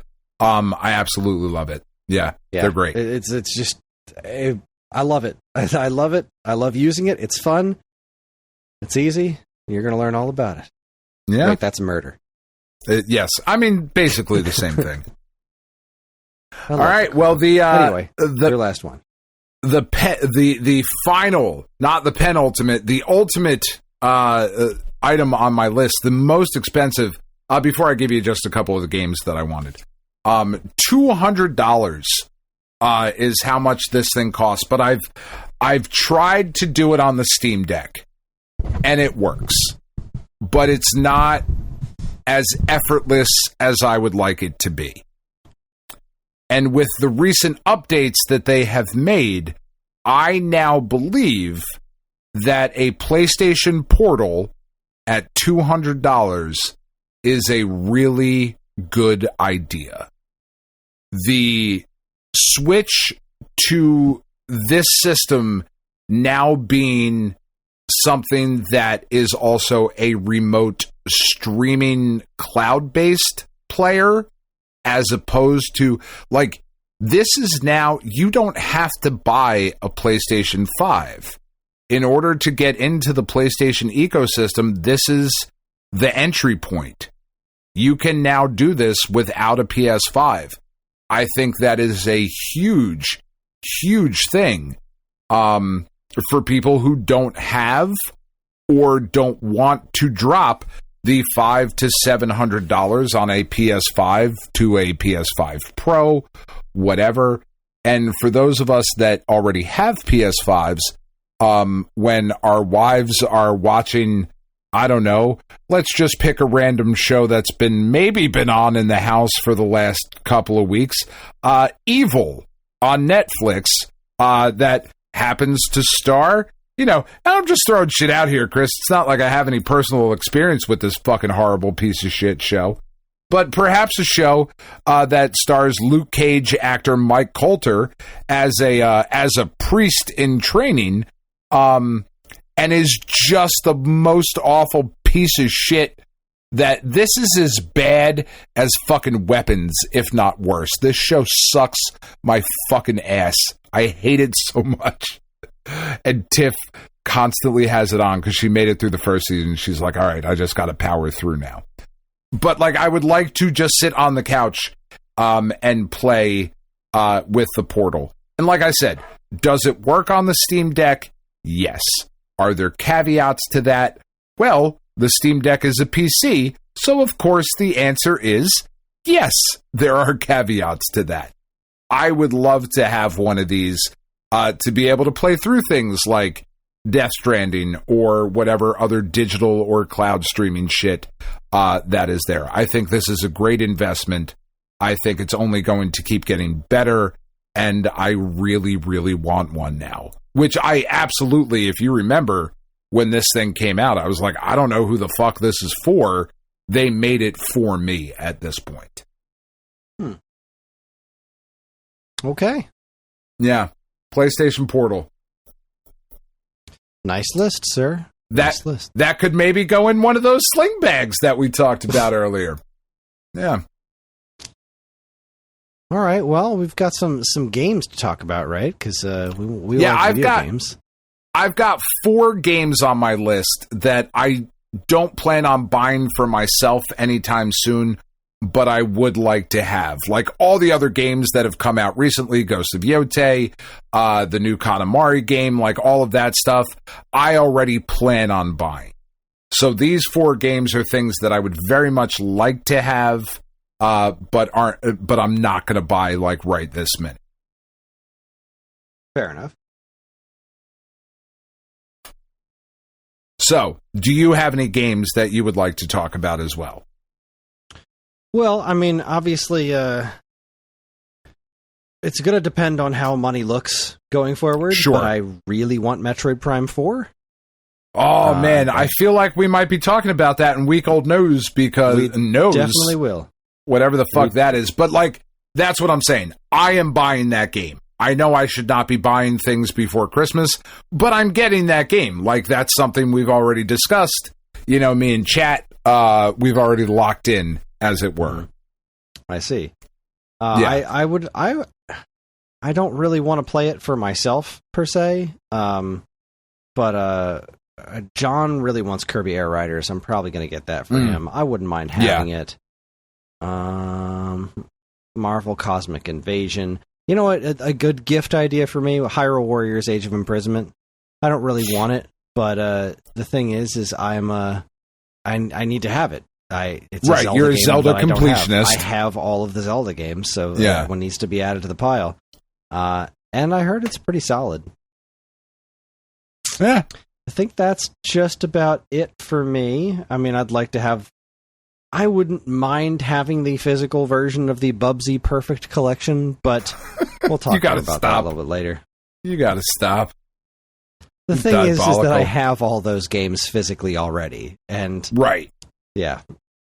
The sheer absurdity of the collection. Well, like I said, we'll talk more about it later. And like you said, Once Upon a Katamari, I would very much like to have that game too. I don't currently because of our spending. Money. Yeah, money.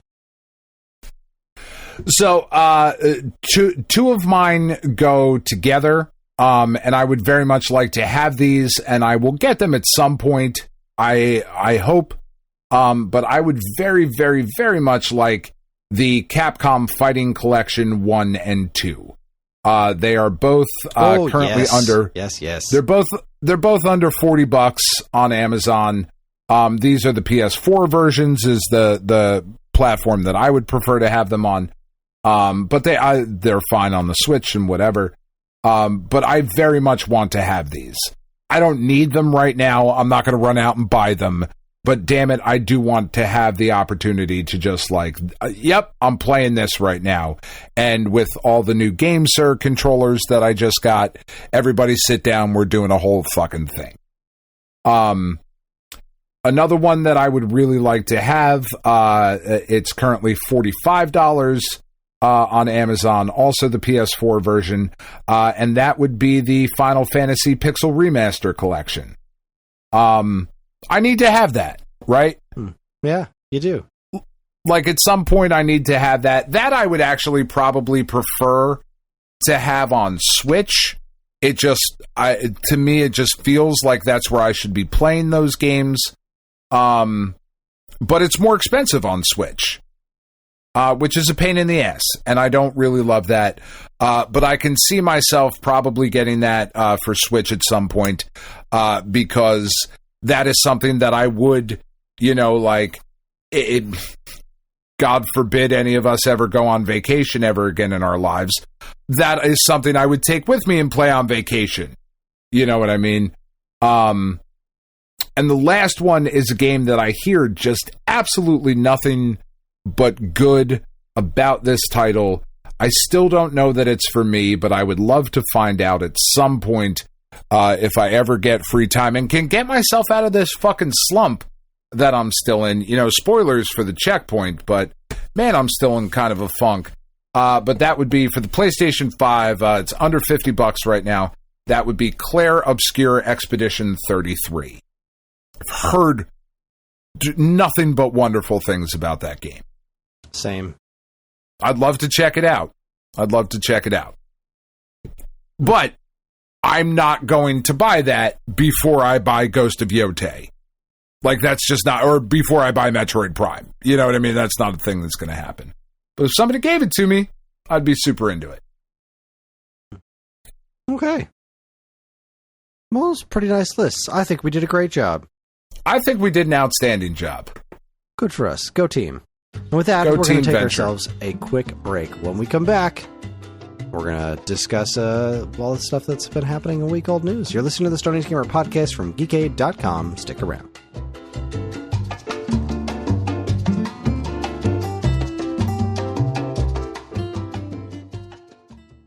And now here's a quick look at what's new in the gratuitous rainbow spectrum at StoneAgeGamer.com. I'm a burrito and I'm full of love. And other stuff. I'll make you happy in your tummy tum. I'm a burrito and I'm full of love. I mean, so Jesus. I did write about Rocky IV. If you would like to take a moment and tell me how much you loved Rocky IV this week. I don't. Which one was Rocky IV? Remember, Drago. I watched them all in a day. So I know. Drago. All right. I have nothing to say about this. I don't know. Sure. How dare you have nothing to say about the fucking masterpiece that is Rocky IV? I fucking love that movie so much. Yeah, I wrote about, this week I wrote about Rocky IV because it is the 40th anniversary of Rocky IV, which just seems fucking insane. But it's the 40th anniversary of Rocky IV, and I also wrote about the Sega Master System Rocky game, which I really, really like. I genuinely think that is a good game. Okay. Yeah. I don't know if you've ever played it, but I really like it. I haven't. I do know a bit about it, though. It is apparently quite the solid boxing game. It is. It's super fucking hard. It is dumb hard. But I do enjoy it. I think it is a good game. The graphics, I think, are really outstanding. And if you would like to know more, read my fucking article. You bastards. For all this and more from us. For all these great songs and more.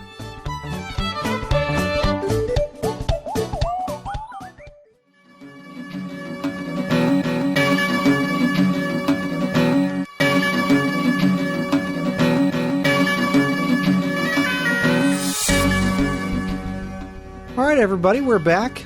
Yep. We're in to the business section of the business portion of the program. The Flyers are still down 2-1, but they're playing fairly well. They're keeping the pressure on. Keep it going, guys. So that means time for my favorite segment, your favorite segment, everyone's favorite segment. Strap yourselves in for Week Old News. Welcome to Week Old News, where we talk about all the news that was new a week ago. We now go live to our senior correspondent, Dan Ryan. Thanks, Kris.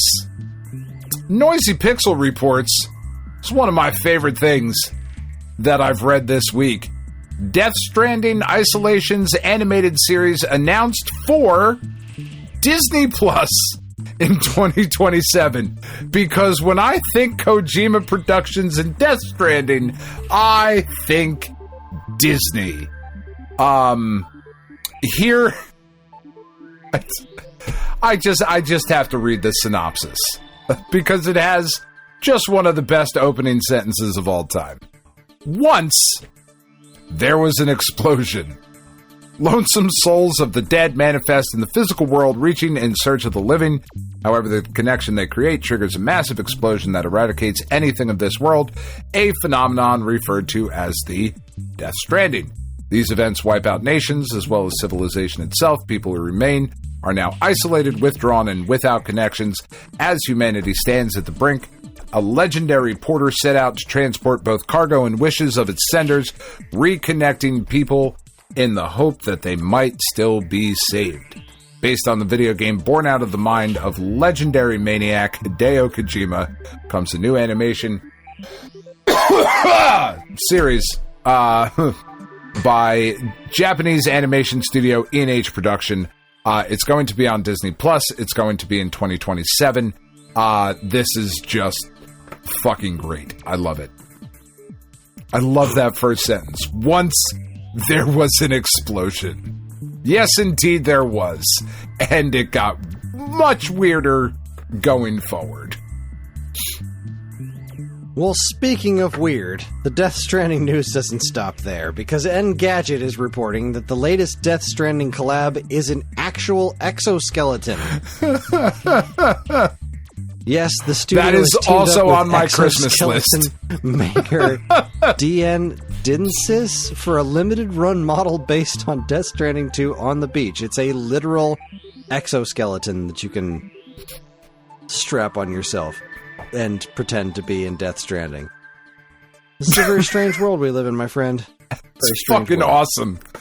That is going to be so prohibitively expensive that you can't even hope to own one, I don't think. But speaking of things, Kris, that I hope are not prohibitively expensive, we got just some absolutely massive fucking news this week.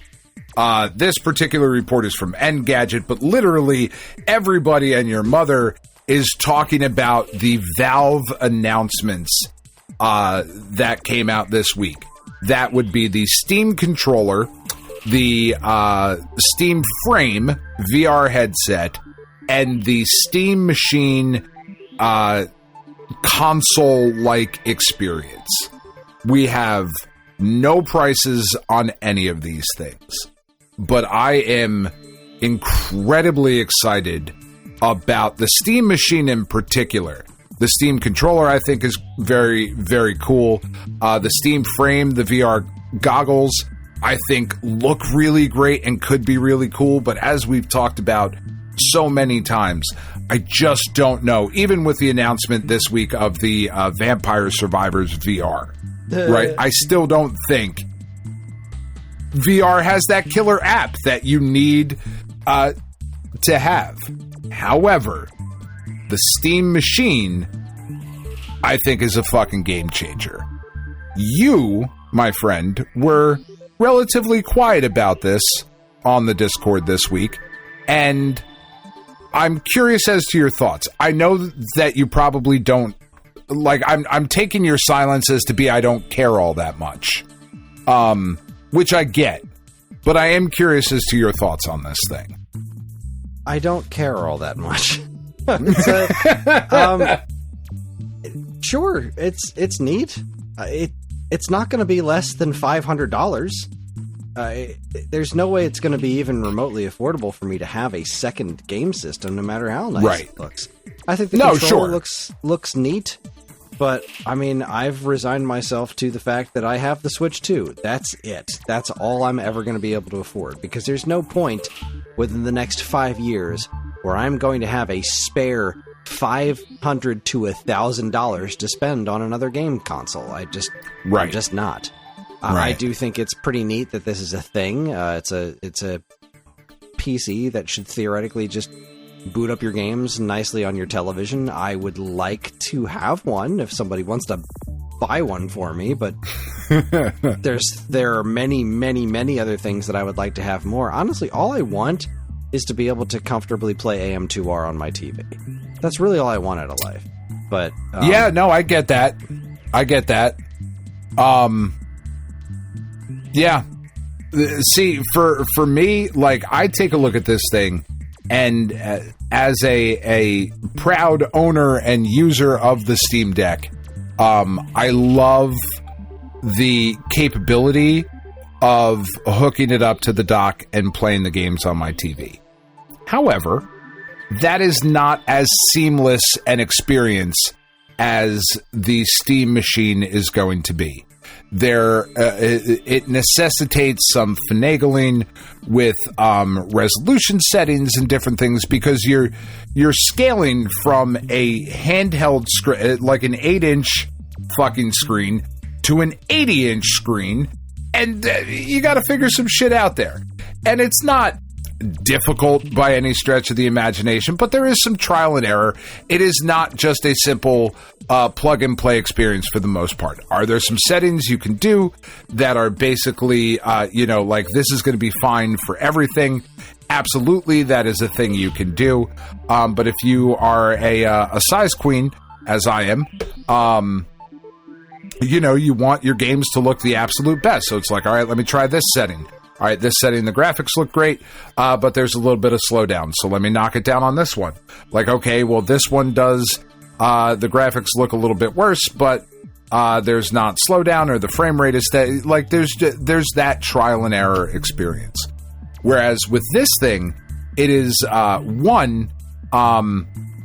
think it's really interesting that they're going almost the Nintendo road here, of, like, we are not putting out a system that is the next generation, right? Like, this is not more powerful than a PS5. This is not more powerful than the Xbox Series. This is, from, like, what the specs that have been released, about 6 times more powerful than the Steam Deck. And the Steam Deck can run a lot of shit really, really well. That 6 times power increase, that's going to certainly help. However, a AAA PC title that releases next year that is optimized to run on your $3,500 gaming PC still isn't going to run very well on this thing, but that's not what it's for. Right. They are going the Nintendo road. And I think that's really smart. I do think it's really smart. I don't necessarily agree with the notion that this is a game changer, because I don't see this appealing to anybody who's not already involved in the Steam ecosystem. Like, similar to the Steam Deck, I don't think it's expanding the audience. It's just giving the audience better ways to play and, easier ways to buy more games that they might already like. But I don't see this expanding the audience, which is fine. Steam's audience is fucking massive. Yeah, they don't necessarily need to grow it. Yeah, they don't really need to go after an expanded audience. And we also, as far as I know, similar to Steam Deck, we don't know that if this is going to be available in retail locations. Like, I doubt it. Yeah, because the Steam Deck seems to be doing just fine, only available at Steam. So, yeah, I think it is. I think it is very cool. I think I'd like to have one. I think I would very much like to live in a world where I could have one, but that's not the world that we live in. And as usual, it is probably a good idea for me to not have access to Steam, because I'm looking through my I look through my regular Switch library all the time, and it's like, yep, never played that. Sure. That's what Steam's going to do to me. And pretty much anything I want to play is going to show up on the Switch 2 eventually. Just about. So, it would be nice, but it's not something that I'm, champing at the bit for. Now, that said, The Verge reports, dbrand is turning the Steam machine into a companion cube. This, on the other hand, is 100% something that I need in my life. 100%.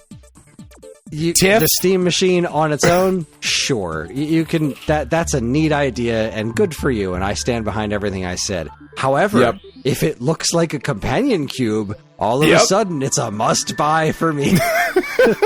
Obviously, not really, because I just don't have the money. But holy crap, if I did! If I could have a companion cube that sits next to my television and plays video games, that would be pretty freaking cool. Yep. Tiff, I showed this to Tiff. I showed her the Steam machine. And she was like, well, that's cool, but, like, you don't need that. And I was like, no, I definitely don't need it. But I'm gonna have one, theoretically. I really do want one. She was like, I don't know that we should spend the money on that. And I was like, well, I hear what you're saying, but allow me to show you this. And I showed her the thing, and she went, you're a fucking asshole. And I went, no, I know, I get it. It's like, a companion cube that plays Portal? Come on. That's some sexy shit right there. Yeah, it looks fucking great. Look, I think this is really cool. For me, the other big thing about it, just before we move on to this next one, apart from the companion cube skin from dbrand, and of course it's dbrand that's doing it. They would have to. I'm sure there will be tons of others on Etsy and whatever. The other thing that I'm really excited about it for is the increased computing power to then stream to my Steam Deck. Like, already having one, right? Having the computer run the game but stream it to the deck is something that I'm also very interested in. So, and theoretically, all of that will be relatively seamless, being in that ecosystem. I'm super excited about that. Something I know that our listeners are super excited about, though, and it seems like we are finally getting official release dates and shit is about to happen. Engadget reports that Analog's 4K remake of the N64 will at long last ship on November 18th. For those of you who do not remember or just never knew, the Analog 3D is a $250 system. It is a 4K N64. It's gone through a number of delays, right? I think 2 or 3 at this point. Sounds about right. Yeah. About 2 or 3 delays. It looks like it is finally going to ship on November 18th. I do not care nearly enough about the N64 to have spent any amount of time even considering getting this.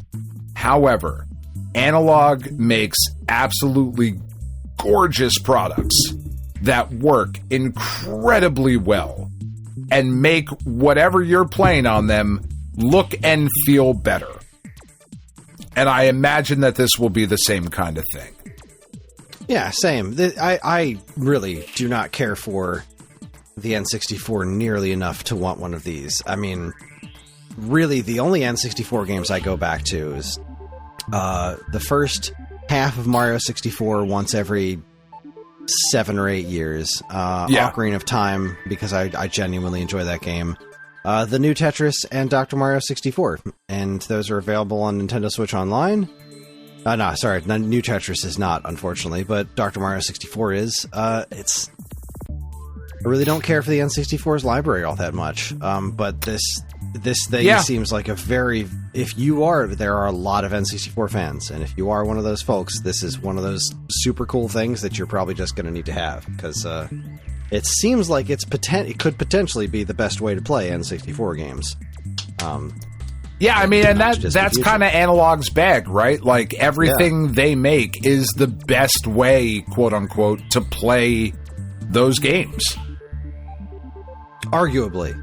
I've seen arguments in the opposite direction, but yes, arguably it is, at the very least, one of the best ways to do that. Yeah. It's a really nice-looking system, too. Speaking of nice-looking hardware, Engadget reports Sony made an official 240Hz PlayStation monitor with a built-in DualSense charging hook. That's the whole story. It's great. More TVs really need to do that. More companies need to make TVs with built-in controller hooks like that. Like, that's just marvelous.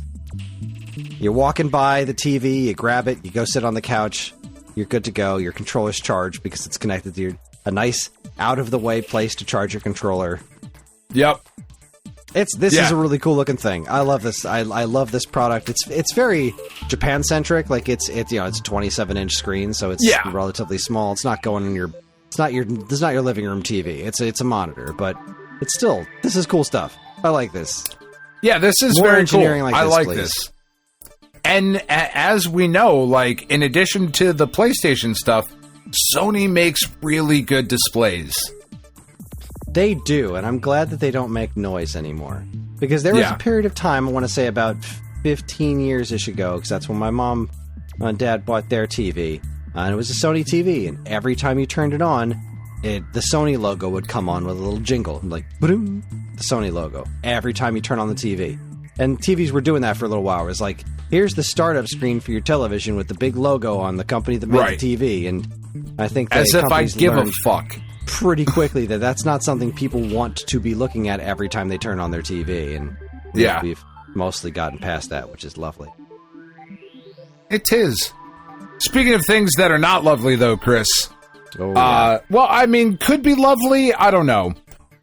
We have to talk about and kind of switch gears a little bit here. Rock Paper Shotgun reports that 220 Rockstar staff have signed a letter to management calling for the immediate reinstatement of the fired workers. As we reported a couple weeks ago,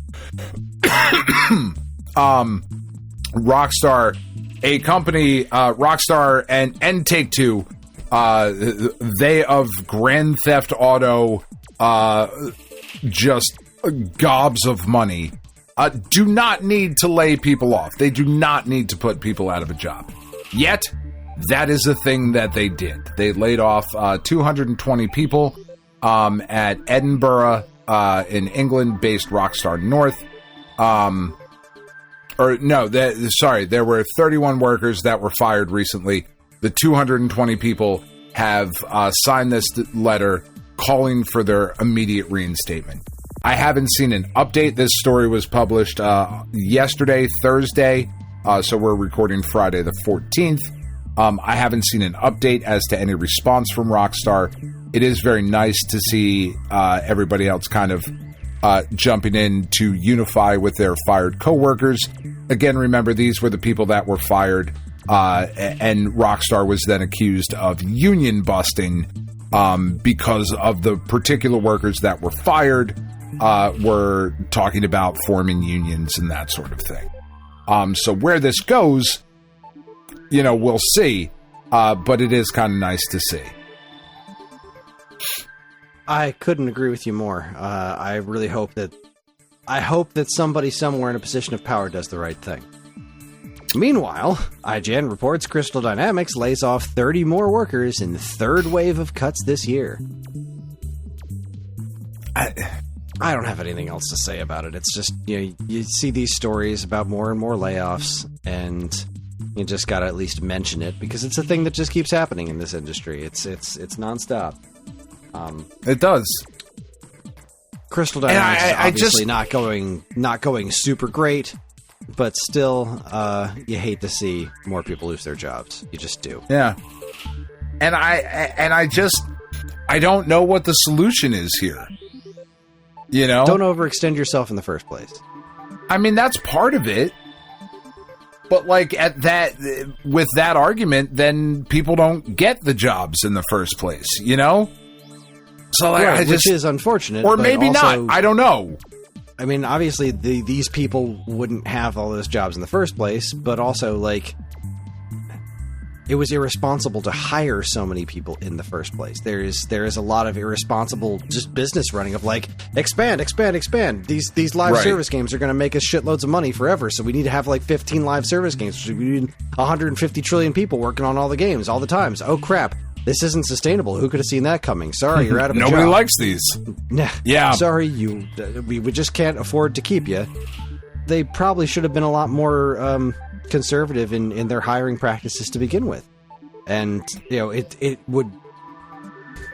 Yes, it sucks that those people never would have had those jobs to begin with, but I don't know, maybe things would have run differently. Maybe different studios could have hired them in more long-term solutions. Not saying everybody gets to keep every job forever.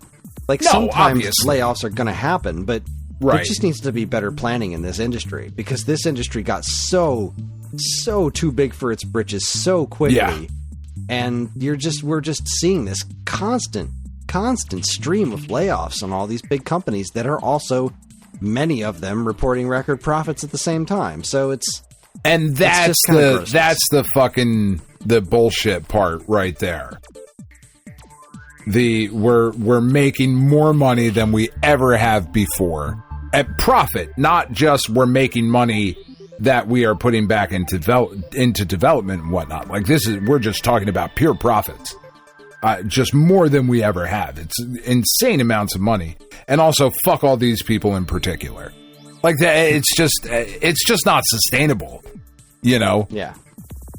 Anyway, switching gears yet again to better news though, and this I just think is an interesting thing, and it seems strange that it has taken this long for this Engadget story to be an actual story, that the first permanent Pokemon theme park opens in February 2026 in Yomiuri Land in Tokyo. It's going to be made up of 3 different areas. You have the Pokepark entrance, Sedge Town, and Pokemon Forest.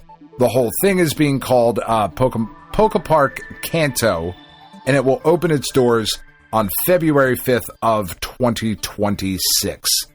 Everything else that has been open before has always been a limited engagement type thing. This is going to have permanent year-round attractions that will be open. You will walk through the Pokemon Research Lab as you get in there into either Sedge Town or the Forest. The forest will have trails and tunnels where you will see Pokemon in their natural habitats.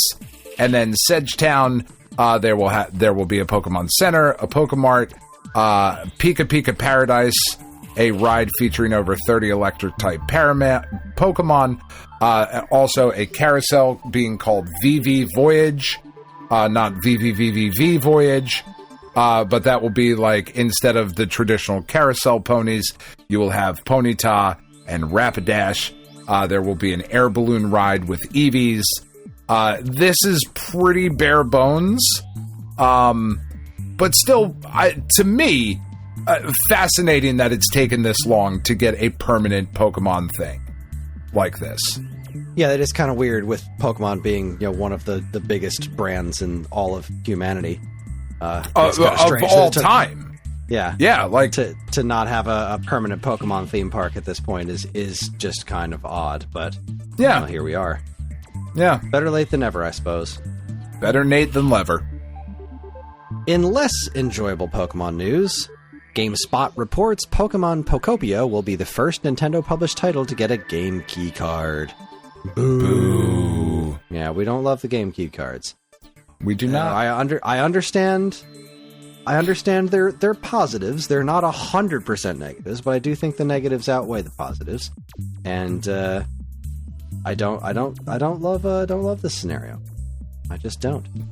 No, I don't either. And it really sucks to see Nintendo doing it. And maybe they can kind of claim that like Game Freak is like not a first party, but like a second party publisher. So that's not really them doing it. I mean, obviously Pokemon is kind of the exception to the rule in Nintendo stuff in general. I mean, right. The degree of unpolished that Pokemon games are is not indicative of the way Nintendo usually runs their businesses.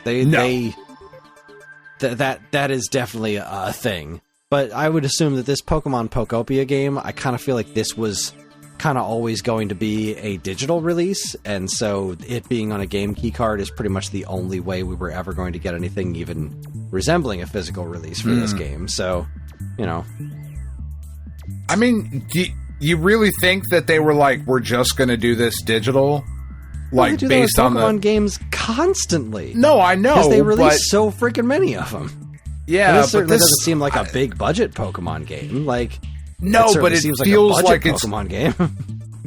Yeah, I don't know. It just feels like it's going to sell a bajillion copies. I mean, I feel like it's got potential, but I'm getting, I don't know, I'm getting Detective Pikachu vibes from this, where like this is maybe a neat idea. Yeah. This is a neat idea, but it's going to the execution is going to be like just kind of lacking. And it's really just going to be resting on its laurels of, like, we've got some real cute ideas, and it's going to look neat, and it's going to look cute, and it's going to be super unpolished, and it'll have a fan base because it's just going to rest on its laurels. That's my guess, based on what I've seen from this game so far, which isn't a ton. But, Pokemon's going to Pokemon. Yeah, that's fair. That is fair. Engadget reports. If you can't tell, I have my news feed in a reader sorted alphabetically. So a lot of these stories were published elsewhere, but Engadget E just happens to come before things like Nintendo Life and Time Extension. So Engadget reports that Ratchet and Clank, a multiplayer shooter, is coming to iOS and Android. A free-to-play arena shooter featuring Ratchet and Clank. It's been 4 years since Rift Apart, the last mainstream Insomniac Ratchet and Clank game, came out. Still one of the best-looking games on PS5. And with no, really hint of the next proper Ratchet and Clank game coming out, in steps this Ranger Rumble, a fast-paced multiplayer arena shooter coming to iOS, Android, and it looks pretty good if this is the type of thing that you're into. One of the things I think is interesting about this is that if rumors are to be believed, the next Apple television that is supposed to be announced sometime in November, according to all the Apple insiders and whatnot, is going to have a much bigger focus on the gaming aspect of it.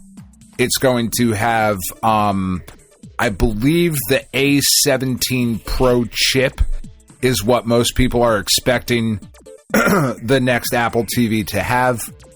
Whereas the current models that came out in 2022 have the A12 chips in them. And the Apple A series of chips have been really, really impressive and have done really great things for mobile gaming. Having this available on the television, you know, with a Bluetooth controller, all of that could be a pretty big deal eventually, right? So we'll see. I find this one particularly interesting because, what was it, just like last week or the week or two ago, there was just uncovered, like, Lost Media was just saved of a previous Ratchet and Clank mobile game, and now here we have a brand new one coming out, which is, when you think mobile games, you don't usually think Ratchet and Clank straight away, but here we are. Yeah, that the one you're talking about, Clone Home, that was supposed to come out in 2006. That's the one that just got dumped online, and now here's another one. It was kind of neat. I love Ratchet Flyers and Clank. have now tied it up 3-3. Jesus, this is a very high scoring. Are the goalies playing? Do they have anybody in the net? The Flyers have 19 shots on goal. Blues have 12. Like this, both teams are playing super aggressively. This is a wild game to watch. That is wild because there's just not a lot of hanging back or anything. There's just constant movement. They're both playing very high energy hockey. It's really fun. That's awesome. The Blues are a terrible fucking team. They're really bad. I don't know from the Flyers this year. The Blues are real bad. The Flyers have been doing very well. The Flyers have been playing very well, but unfortunately not closing the deal. Like just having some very unfortunate turns of events, or like one mistake right at the end of the game, that kind of a thing. Like they've been playing pretty well. But this game has been like, the Blues have been very aggressive. It's been pretty fun to watch. Everyone's moving real fast. That's fun. I am currently watching the New York Knickerbockers beating the brakes off of the Miami Heat. They're currently up 130 to 116, which is impressive because Jalen Brunson, who is the engine that makes the Knicks go, got hurt in the last game. And regular season basketball is it just doesn't matter. Like, most of the time, the guys barely try. But I do love basketball, and I really love this current Knicks team. And they're fucking beating the brakes off the Heat, which is always nice to see, because fuck the Miami Heat. Really for no reason, but fuck them. I mean, Florida. Yeah, I mean, well, yeah, obviously, but yeah. Anyway, Time Extension reports, reviving Acclaim's old IP is, quote, not the objective, as some of it was, quote, not great, says new CEO. New CEO is not wrong. No, he is not. Reviving Acclaim, you know, and we were watching that thing several months ago, their little direct presentation. Yeah. And they kept showing all these, like, well, here's all the old Acclaim stuff that made Acclaim popular in the first place. And it's like, yeah, you're not publishing Mortal Kombat. Like, you're not doing any of that stuff now. That's not happening. So that's not what this is. Like, you don't really go back to play a lot of Acclaim's old back catalog. Like, no, you really don't. That's why it's one of those kind of mysterious properties to bring back. And it's like, I think the new CEO has the right idea in a lot of ways. That the point of this was like, it's a good name, it's a great logo, it's recognizable, it sounds good, it's easy to print on things, and it's got some name recognition behind it. But like, yeah, there are fond memories of Acclaim. Yeah, but they're not going to start reprinting these shitty old Simpsons games. Like, no, it's not what we're doing here. And those games, I mean, were not great.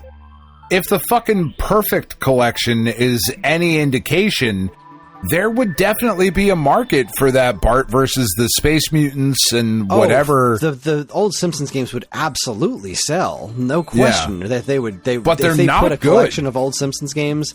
But yeah, exactly. They're not good. It was like that Bill and Ted collection. Those games were not good. A lot of these games that are getting collected now are like just pure nostalgia and nothing else. But the cost of re-upping those licenses just to do something like that, I don't know if that's really worth the effort to bring stuff like that back. But Boy, those games were real popular because everybody just wanted that Simpsons arcade game at home, and they just didn't do it. They just kept making these other Simpsons just wouldn't games. give it to us. Son of a bitch. Was it really that difficult? Yeah. Anyways, yeah, so I would very much love, like when I think of older games with the Acclaim name on them, it would be great to see Wizards and Warriors make a comeback. Those 4 original games, I say 4 very loosely. Fortress of Fear is not a great game, but those Wizards and Warriors games, they were a piece of history, and getting those collected and re-released, possibly finding an indie studio to make a new one. If you were going to invest in an old Acclaim property, I kind of feel like that's the one. I think so too. That's certainly the one that I think people would be the most excited about, the potential of something new. Yeah, I mean, like, they're not getting Turok back. Turok has got its own new home. Yeah. Was Warriors Double Dragons got its own home. Maybe you could do something with Quirk, but that was an Atlas joint, but I think they did that for Acclaim, maybe? Right. Arch Rivals, I have to wonder. I mean, there's definitely space for... that. There's space for a fun basketball game. Sure. You know. But so much of this is just licensed stuff. Roger Clemens MVP Baseball, Wolverine, Simpsons games, Beetlejuice, Terminator, like... TNC Surf Designs, Thrilla Super. You want to make more TNC Surf Design games? How expensive I certainly is the do. TNC Surf Design license these days? How expensive is that? Who knows? Probably not a ton. Yeah, probably not. I mean, but I would be excited for that, you know, depending on what it would end up being. Because they're not great games, the TNC games, but I do love them. There's so much personality. I love Thrilla Gorilla, you know. Yeah. He's not wrong. He's not wrong, and it's nice to see him kind of understand the being able to read the room. It's reminding me a little bit of Modern Atari, where like Modern Atari kind of gets it, like what they should be going after. And while they don't do everything perfectly, they do seem to be doing a lot of things in the right direction. They do indeed. Not really a lot to talk about with this one, just in case you missed it, because it was part of the State of Play Asia that happened this week. Sony Japan did an Asia-focused State of Play. During that, they announced that from December 5th to the 7th of this year, there will be a closed PS5 beta for Marvel Tokon Fighting Souls, the new Arc System Works game. I have signed up for it. I don't know if I'm going to get selected to be a part of the beta. That is just the nature of the closed beta, right? You put your name in the hat, and if your name gets pulled out of the hat, you will be able to play over those couple of days, those 72 hours. I am really fucking excited about this game, and I would love to be a part of the beta. They're putting... they announced that Spider-Man and Ghost Rider will be playable in there, so they have a total of 8 playable characters for this closed beta, as well as the new X-Mansion stage will be available in there. Man, I do hope that I get picked for this, because this just looks fucking great. I hope you do, too. I hate that this is... Oh, thanks, man. I appreciate it. I hate that this is exclusive to Sony. I don't love that. Because this game looks... like this should just be everywhere. It's Marvel, you know? And maybe it will be eventually. But right now, they're the ones making it, so they're going to make it for their platform. Yeah. Maybe it'll show up elsewhere eventually. Character designs look great. It is coming to Steam. It is coming to Epic Game Stores, so it's not just on the PlayStation Store. Then who the fuck cares? The Switch 2 is not going to be able to handle it as well as you want it to. Maybe it would. But, I mean, at this point, what is really the point of bringing things to the Xbox ecosystem at this point? You're not going to make money off of it. there doesn't seem to be one. So like it really does seem to be getting down to the like, we'll put this on PlayStation, we'll put this on Steam, and can the Switch 2 handle it? Pretty much. That really seems to be where we're at. Yeah. Anyway. Time Extension reports ArtDink to re-release Dosha the Giant Creator's, quote, anti-Mario PS1 adventure, Tale of the Sun. I put this in here because I remember seeing copies of Tale of the Sun in my Funcoland back in the day, and just always assuming it was some sort of JRPG, but that's not really what it is. It is the... I don't know, man. So apparently ArtDink is going to be doing a handful of re-releases of their older games, which is just a bunch of just curiosities. It's an action-adventure game, Tale of the Sun. This is a PS1 game that saw players take control of a caveman who must collect enough mammoth tusks to build a tower to the sun, and was originally designed to be the antithesis of Super Mario 64, with once being described as the anti-Mario before claiming that he really wanted to make a Mario game without a happy ending. Very interesting. PS1 games don't scratch my itches all that well, but this is certainly one of those really, really strange games from that generation that I would like to learn a little bit more about. And I'm glad that it's getting a re-release so more people can experience the weirdness that is Tale of the Sun. Yeah. I mean, Doshin the Giant was a wild-ass thing, so I'm sure this is very similar. It looks fucking weird. It doesn't look good, I don't think. Agreed. But, yeah. We'll see. Go Nintendo reports some sad news this week as Kazuki Motoyama, who was a writer-artist on the Super Mario manga, has passed away at the age of 69. What's incredibly impressive about this dude, he was a writer and artist on Kodansha's Super Mario manga from when it started. The project started in 1988 until Nintendo ended it in 1998. So for 10 years, this dude was incredibly identifiable with the Mario franchise, but only for a specific group of people, right? We didn't get these over here. These were not localized and, published in American comic books. We do know his work. He provided artwork for strategy guides and stuff over the years, but a super involved, super important creator in the Mario universe has passed away at the way too young age of 69. That is way too young. That is way too young. Yeah. That is way closer than it used to be, and I don't care for that. I really dig his art style, too. I like it. Yeah, those Mario comics are pretty weird. There's a collection of them that's been translated that we have, and they're weird, pretty funny. They go all over the place too. They adapt like the RPGs and all kinds of nonsense. So that's pretty fun. Any Hoosers, we've got a report here from Engadget. This is Nintendo and Lego tease a Legend of Zelda Ocarina of Time set. And it appears to be recreating the ending of Ocarina of Time. So I think there might be a really cool Lego Beast Cannon, and that is something that I want to see. Yeah. Very badly. That sounds awesome.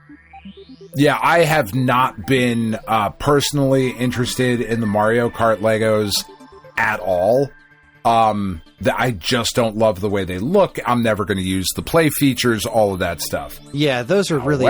the Mario Legos, the Lego Mario stuff and the Lego Mario Kart stuff is very much toys. They're fascinating, and John had a blast with them, but even he's kind of outgrown them at this point.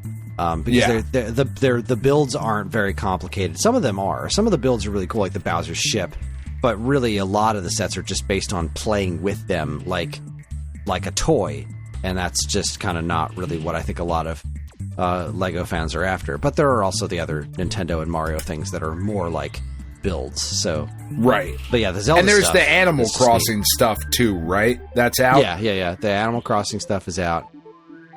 That's yeah. cute. There's also Lego not Tenny something I'm super into. This though, Legend of Zelda, yes. My very first Lego set was a generic Robin Hood themed Lego set. And I've always just kind of loved that sort of fantasy Lego niche that they have. So to get a Legend of Zelda set in there, that's something that I would be very, very interested in, I think. Yeah, the Deku Tree set that they have out now is really cool, and I would like to have it. But again, it's stupid expensive. So yeah. Speaking of The Legend of Zelda, Bleeding Cool reports that The Legend of Zelda film has reportedly started production, which is good news because that means that they would be on schedule to release on May 7th of 2027. We know that Bo Bragason is playing Zelda. Benjamin Evan Ainsworth is playing Link. So, when we did our casting call for those, we absolutely nailed it. With these household names that everyone knows. Wes Ball is at the helm, and it's just an interesting kind of thing, too. Sony is distributing the highly anticipated Nintendo adaptation. Filming should be wrapping up somewhere in the neighborhood of April of next year, so we will definitely be getting, set looks and costume looks and all of those things that leak. They are filming in New Zealand, which, if you're filming a fantasy movie, you could do worse than New Zealand. It just really kind of works for that. I think it's a perfect place for them to be filming that. I'm really excited about the potential of this movie. Man, could this come off the rails in a big, bad way. Yeah, color me cautiously optimistic, but yeah, it could go very poorly, but it could go really well. I was super, super surprised with the Mario movie and how much I loved it. So, yeah. I know this is a very different animal. It is, but they're taking it seriously, and I appreciate that. Speaking of the Mario movie, Go Nintendo reports the Super Mario Galaxy movie official trailer and new cast members have been revealed. So they did a little mini direct for the Super Mario Galaxy movie, and the trailer, I thought, looked quite good. I was so excited. I laughed. I thought the mini Bowser... I love that Bowser is, super nice to Luigi and has this just pure hatred relationship with Mario. I think that's good comedy. I think Brie Larson is phenomenal casting for Rosalina. She sounds great, and Brie Larson is a huge Nintendo fanatic. And Benny Safdie is playing Bowser Jr., and I don't know who that is. And then I read about who he is and the things that he's been in, and I've never seen them, so I still don't know who he is. But he's apparently a very dramatic actor, so him being cast as Bowser Jr. is a bit of a shocker. But he sounds pretty great. I don't like the Bowser Jr. character very much, but I like the way it looked in the trailer, though. I'm seeming to like this iteration. It was very interesting how many directions this is pulling from, because that was Wonder Bowser Jr. That was the Bowser Jr. in his form that he takes in Super Mario Brothers Wonder. So, kind of wonder if we're pulling any Wonder Flower stuff in here. I thought Rosalina looked fantastic. The little scene where she's reading to the Lumas, she sounds great. Bowser Jr. looks really good. The different worlds they're going to, there was the Tostarana, I think was how you pronounce that. The desert area with the sugar skull, sombrero skeleton guys all over the place. That's from Odyssey. That's going to be in the movie. We still don't... I mean, we know what Yoshi looks like. I think, was that last week or was that this week where that leaked? I think it was this week. Yeah. I forgot to put that story in there. I thought it was last week. Oh, it was last week? I think it was kind of in that nebulous weekend area. Yeah. Either way, we know what Yoshi looks like because of Pillsbury. Good job, everybody. Yeah, well done, guys. Way to leak it on a friggin' cookie box.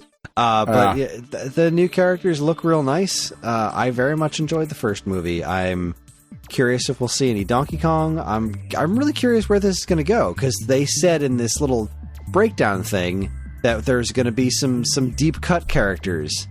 And there were a lot of interesting deep cut references in the first movie that were really fun for me to see.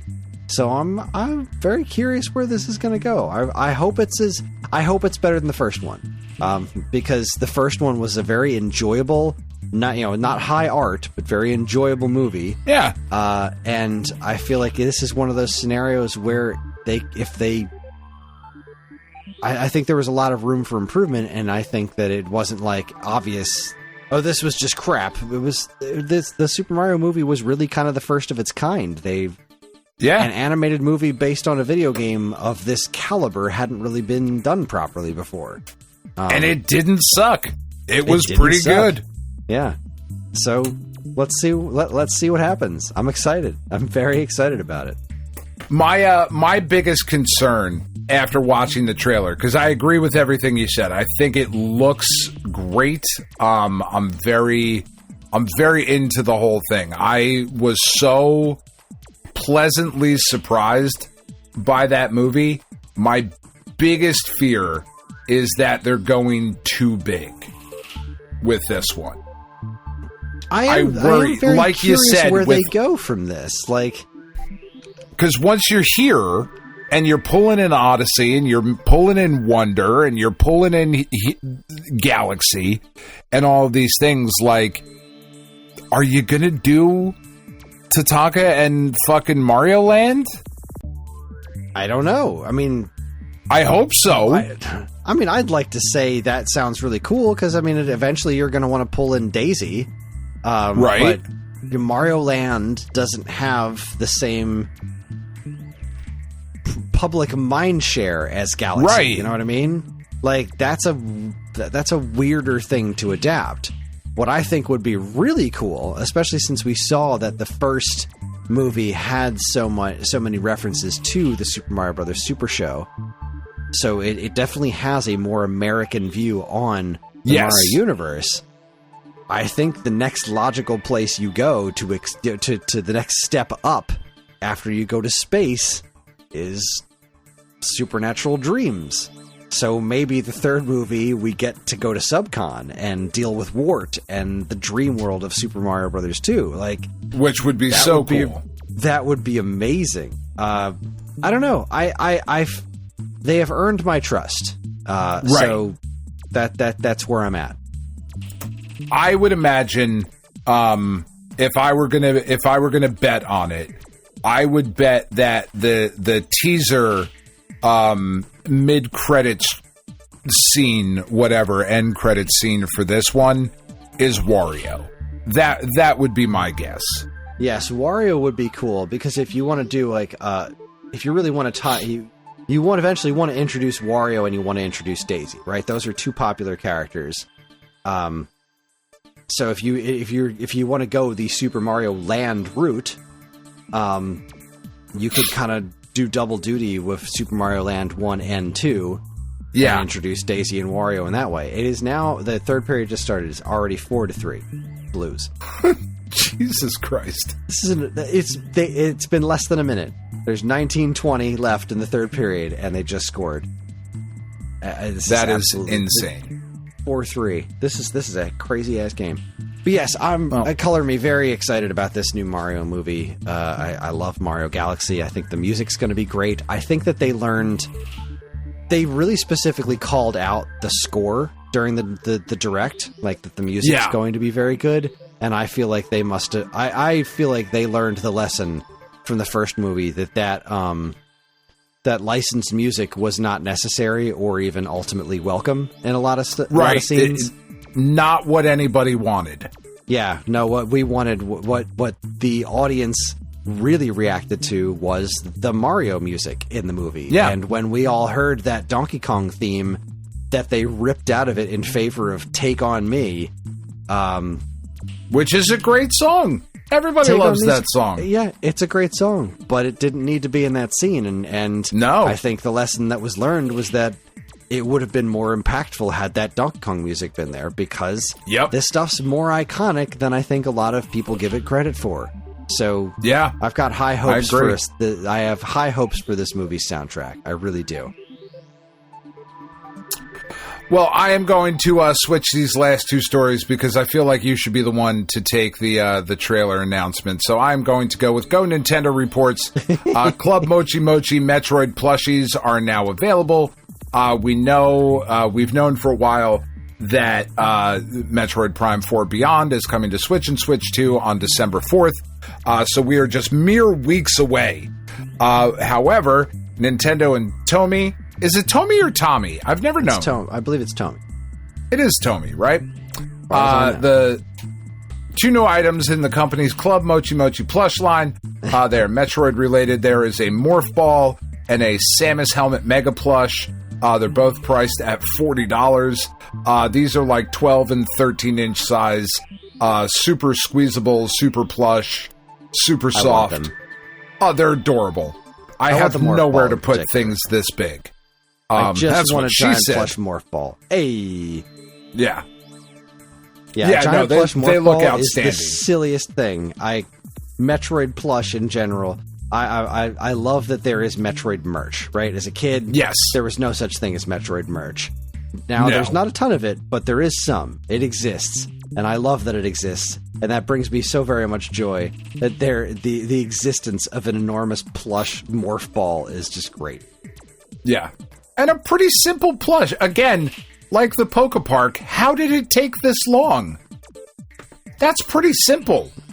Yeah, you're not wrong. Yeah, I think I think in this case it's always been, well, what's the marketability? Can we sell a Metroid plush? And I think Nintendo is learning that it's easier. It's very easy to sell Metroid merch. It's not very easy to sell Metroid games. Which there really is something just intrinsically wrong with that, but it is the case. It's really weird. Yeah, it's really weird. All right, speaking of Metroid games, Metroid Prime 4 Beyond has this is reported by Nerdist. Metroid Prime 4 Beyond has a comedy sidekick, and people are mad. So game impressions. Lots of people, press, got to go to an event and play Metroid Prime 4 for a decent chunk of time. And something that people have learned about this is that they are, also in a trailer that was released today, is that Samus did not get pulled into this strange new world alone. There are several Federation people that got pulled in as well. And one of them is a character that you meet earlier on in the game that is helping you through this one area. The hypothesis seems to be that each area in the game is going to incorporate, to a degree, some member of the Federation force to help you and just kind of be there as a general other character. And this guy, a few reporters really hate him. Really, really hate this guy. So let me see if I can find his name. Because I've already forgotten it. Miles McKenzie is the character's name, and he's like a tech guy. So I read IGN's report about this, and I was like, oh no, that sounds really bad. So I watched some footage, and it is... I understand... I forget who actually did that report, and it's I think it was Seth Macy, and I don't always agree with Seth Macy. Oh shit, now it's 5-3. Third period's not going well so far, but we'll see. I watched the footage, and I didn't think he was all that annoying. I didn't think so. Yeah, I didn't really think it was like... There's some hyperbole going on, and obviously hyperbole is what sells. And I can understand how some people might find that really annoying.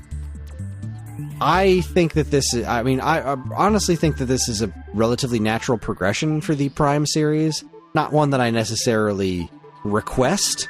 I do like the solitude of Metroid games, but the Metroid Prime games have been progressively more talky. Prime 3 had a decent amount of dialogue and some voice acting in it, and the Federation characters were involved. This doesn't really feel out of place to me. I understand that there are folks that just want it to be that very solitude thing, and I get that. I don't not want that myself, but also I kind of understand the notion of trying something different. Yeah. Metroid can be any number of things, and everything else about the impressions of this game have been pretty spot on. Everyone's like, this game's great, except for this dude who's kind of annoying. And I don't know, man. It didn't seem that bad to me. People were complaining that he's very Marvel quippy, and it's like, I don't know. It just seemed like kind of a slightly annoying tech guy, and he's not... it's not like this is the whole game with you with this comedic sidekick. I feel like the trailer paints a pretty good picture of where they're going with this, and I don't know. We'll see. What I found interesting as I was watching it, because I watched it right before we started, right before we got on and started recording.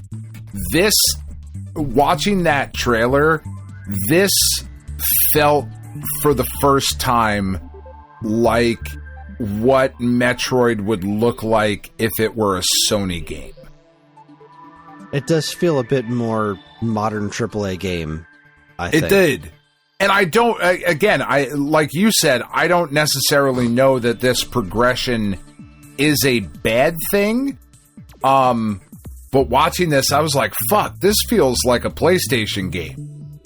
And maybe that's what it needs to be to crack the sales that it like really probably should have. These games are fucking great. It's a great franchise. It's a wonderful character. They have my faith. I think that they can pull this off, because when I read that report, I was expecting it to be horrid. And then I actually listened to the actor deliver the lines. It didn't bother me. No. And I think it's interesting. We have never seen Samus in this situation before. This is a totally new kind of situation to be playing a Metroid game. And it's not like Samus is quipping along. Samus does seem to be... Right? You can't really see what's going on behind the visor, but you can kind of like... She just seems to be looking at him like, okay... Let's get you out of here, buddy. Let's get you out of here. Come on. Yeah. I'm very curious about it, because I really like the notion of more characterization of Samus. It sucks that it's taken this long to get another Metroid Prime game, but I am glad that they're trying something different. I'm interested that they're trying something new, that this game is going to have a different feel from... Because when I started watching the trailer, before we got to all the Federation troopers at the end... I was like, okay, these areas look really nice, but also Fire Zone, Ice Zone, Jungle Zone, Factory Zone. Like, we've seen these biomes a lot. And we've one of the things that made Metroid and Super Metroid so cool in the first place were the environments were completely unearthly. Like, you think about the rooms in the original Metroid, none of it looked even remotely Earth-like. It was all so alien. Super, like, the bubble room, right? The green bubbles and the purple bubbles, like the whole... The strange stone patterns of Brinstar, and then you get Super Metroid, and you've got the purple Brinstar depths, the red Brinstar depths, the purple area where it looks like snow, but it's not snow. It's weird fungusy kind of looking stuff that's pink. Meridia looks all friggin' bizarre and oceanic, but very alien. Everything was very alien. And if there was a complaint that I had about Metroid Dread, it was that the environments didn't look alien enough. And getting into this one, I was like, all right, it's very pretty, and I appreciate that, but I really want it to look alien. That's one of the things I like about Prime 2. Aether is a strange and freaky looking planet, and that's kind of what that's what I want more of out of Metroid. I don't want to just see Fire Zone and Ice Zone. Like, I don't want it to look like, you know, variations on earthy stuff. I want it to look weird and alien. And you know, I think it's entirely possible that we could get there eventually again with Metroid games, but also I'm glad to see something in it that seems genuinely different and new. And having this degree of storytelling and Samus working with people, because I know they tried something like this with Other M, and that went very poorly. The story beats in Other M are not great. So I'm hoping that this one will at least be better than that, and I can't imagine it won't be. And I think these other characters look like they're kind of sort of interesting. So I would very much like to see I'd like to see how that goes. I'd like to see how that rolls. And now it is 5-4. I thought this looked outstanding. Flyers just scored 5-4. Holy crap, this game is insane. Jesus Christ. All right, come on, guys. Get to work. Tie it up. You got 12:07 in the third. Come on. Let's make this happen. Do it. I thought this trailer looked great. I think the gameplay looks really awesome. The smoothness Viola looks cool. The smoothness of the transitions, I thought all looked really, really outstanding. I am way more excited for this one than I was for either Prime 2 or Prime 3. Right. So, and I get that. I do. Prime Remastered really brought back a lot of memories of what made what made Prime 2 and 3 exist in the first place. The original Metroid Prime is lightning in a bottle. It is a phenomenal game. And it looks great. And this one looks really, really nice too. It really does. It is still a Switch 1 game at its core, but the Switch 2 version is, as far as Switch 1 games on Switch 2, this really looks very close to next-gen quality. I would love I would love to see a proper Prime game developed from the ground up for Switch 2 hardware, but I think the controls look really interesting. We saw from the first hands-on impressions way back, I think back in not E3 territory when they were showing off how seamlessly you can switch between mouse controls and motion controls. Yeah, that looked really cool. That's really cool. I still think I'm probably going to wind up playing it on a Pro controller, but oh yeah, this game's got a ton of potential. I'm very curious about what we don't know about it. I'm curious what the story's actually going to be. It does seem like there's still some surprises to be had. I want to know more about what the Silux of it all. How much are we really going to learn about this character who's been around for quite some time? Who's an interesting character design, but he's been referenced in a couple of games. Like, he's in frickin' Prime Hunters, which was not exactly the most popular Metroid game in the history of the franchise. And then you've got a cameo of, was it the end of the secret ending of Prime 3 Corruption was supposedly Silux, and then much more directly in the secret ending to Metroid Prime Federation Force, a game that very few people played. So, like, right. It's very interesting that this is the continuity that they're following up on. I'm so curious. I'm very curious. This trailer and the one that was just released, I think last week, really got me excited about it. I very, very much want to play it.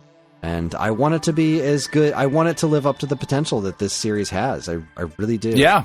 Dread was wonderful. Dread brought me so much joy. And it was almost everything I would want out of a modern 2D Metroid game. So now I want to see if we can get just about everything I want out of a modern 3D Metroid game, especially one that's bringing us... Holy crap, did they just tie it up? They did. It's now 5-5. Holy shit. That's absurd. How are they...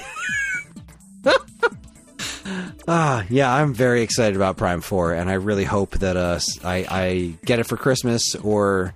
maybe I'm just going to buy it for myself. I don't see I know where we're at financially, but it's also a new Metroid game. I don't know that I'm going to be able to resist it, but that being the case, then which version do you get? Right? Do you get the Switch 1 version because it has infinitely better box art and then buy the upgrade to Switch 2? Or do you get the Switch 2 one and just have the Switch 2 version available on the cart and that's it? Then deal with the uglier box art. For me, it's not even a choice there.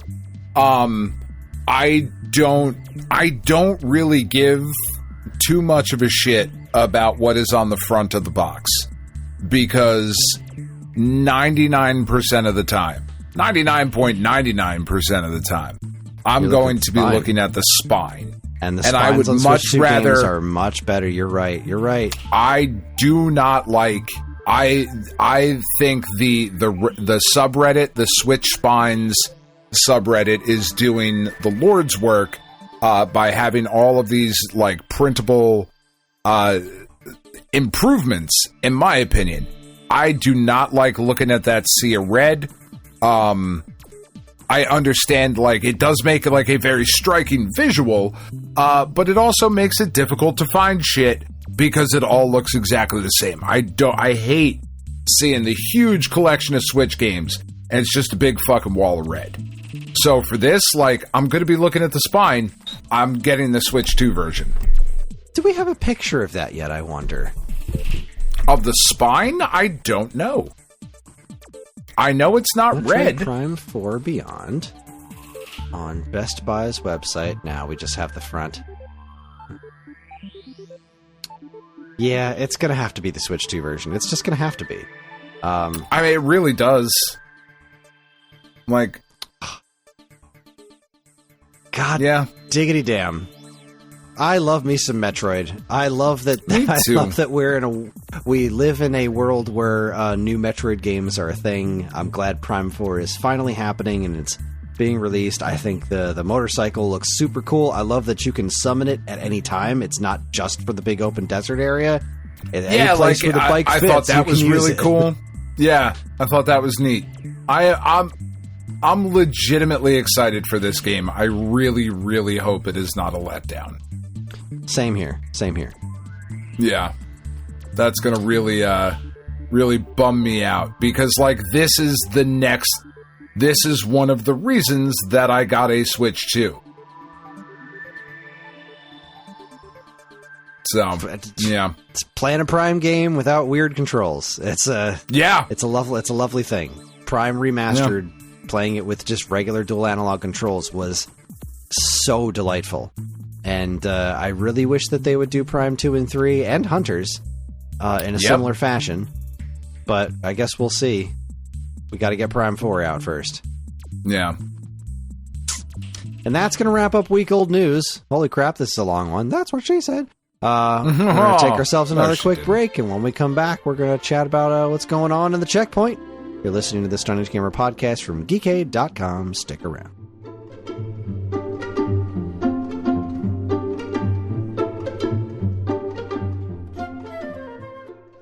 Hey, I'm Ryan. And I'm Andy.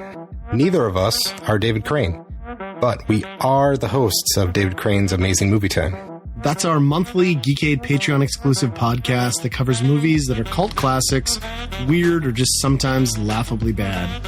We ourselves have at least two of those qualities, so I guess it makes sense to hear what we think of those movies in retrospect. You can hear all that and more by becoming a Geekade Patreon supporter. And, as always, be kind, rewind.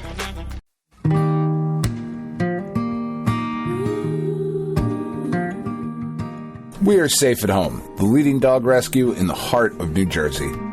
Are you searching for a loyal companion, a dog that will bring love and joy to your home? Look no further than Safe at Home. At Safe at Home, we believe in giving every dog a second chance. We rescue, rehabilitate, and find loving forever homes for dogs in need, right here in the Garden State.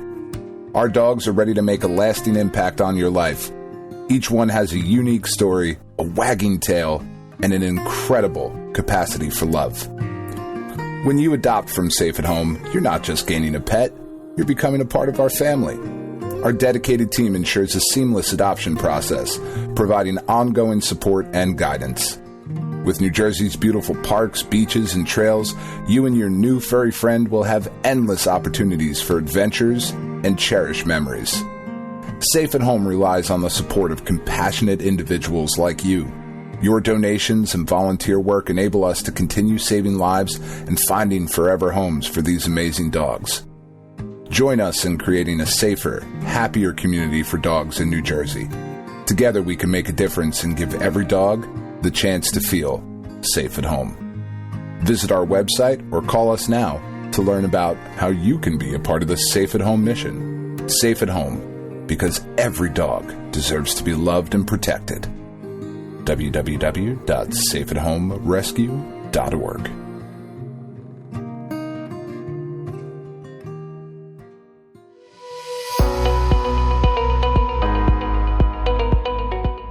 everyone, Kris here. Podcast listening is free, but podcast creation is not. That's why the Geekade Patreon exists. In an effort to help us pay the bills, we've got a Patreon page set up where you can gain access to our monthly podcast topic schedule, get early access to many of our shows, and more. If you'd like to help support Geekade and keep these shows running week after week, head over to the Geekade Patreon page, linked in the show notes of this very podcast.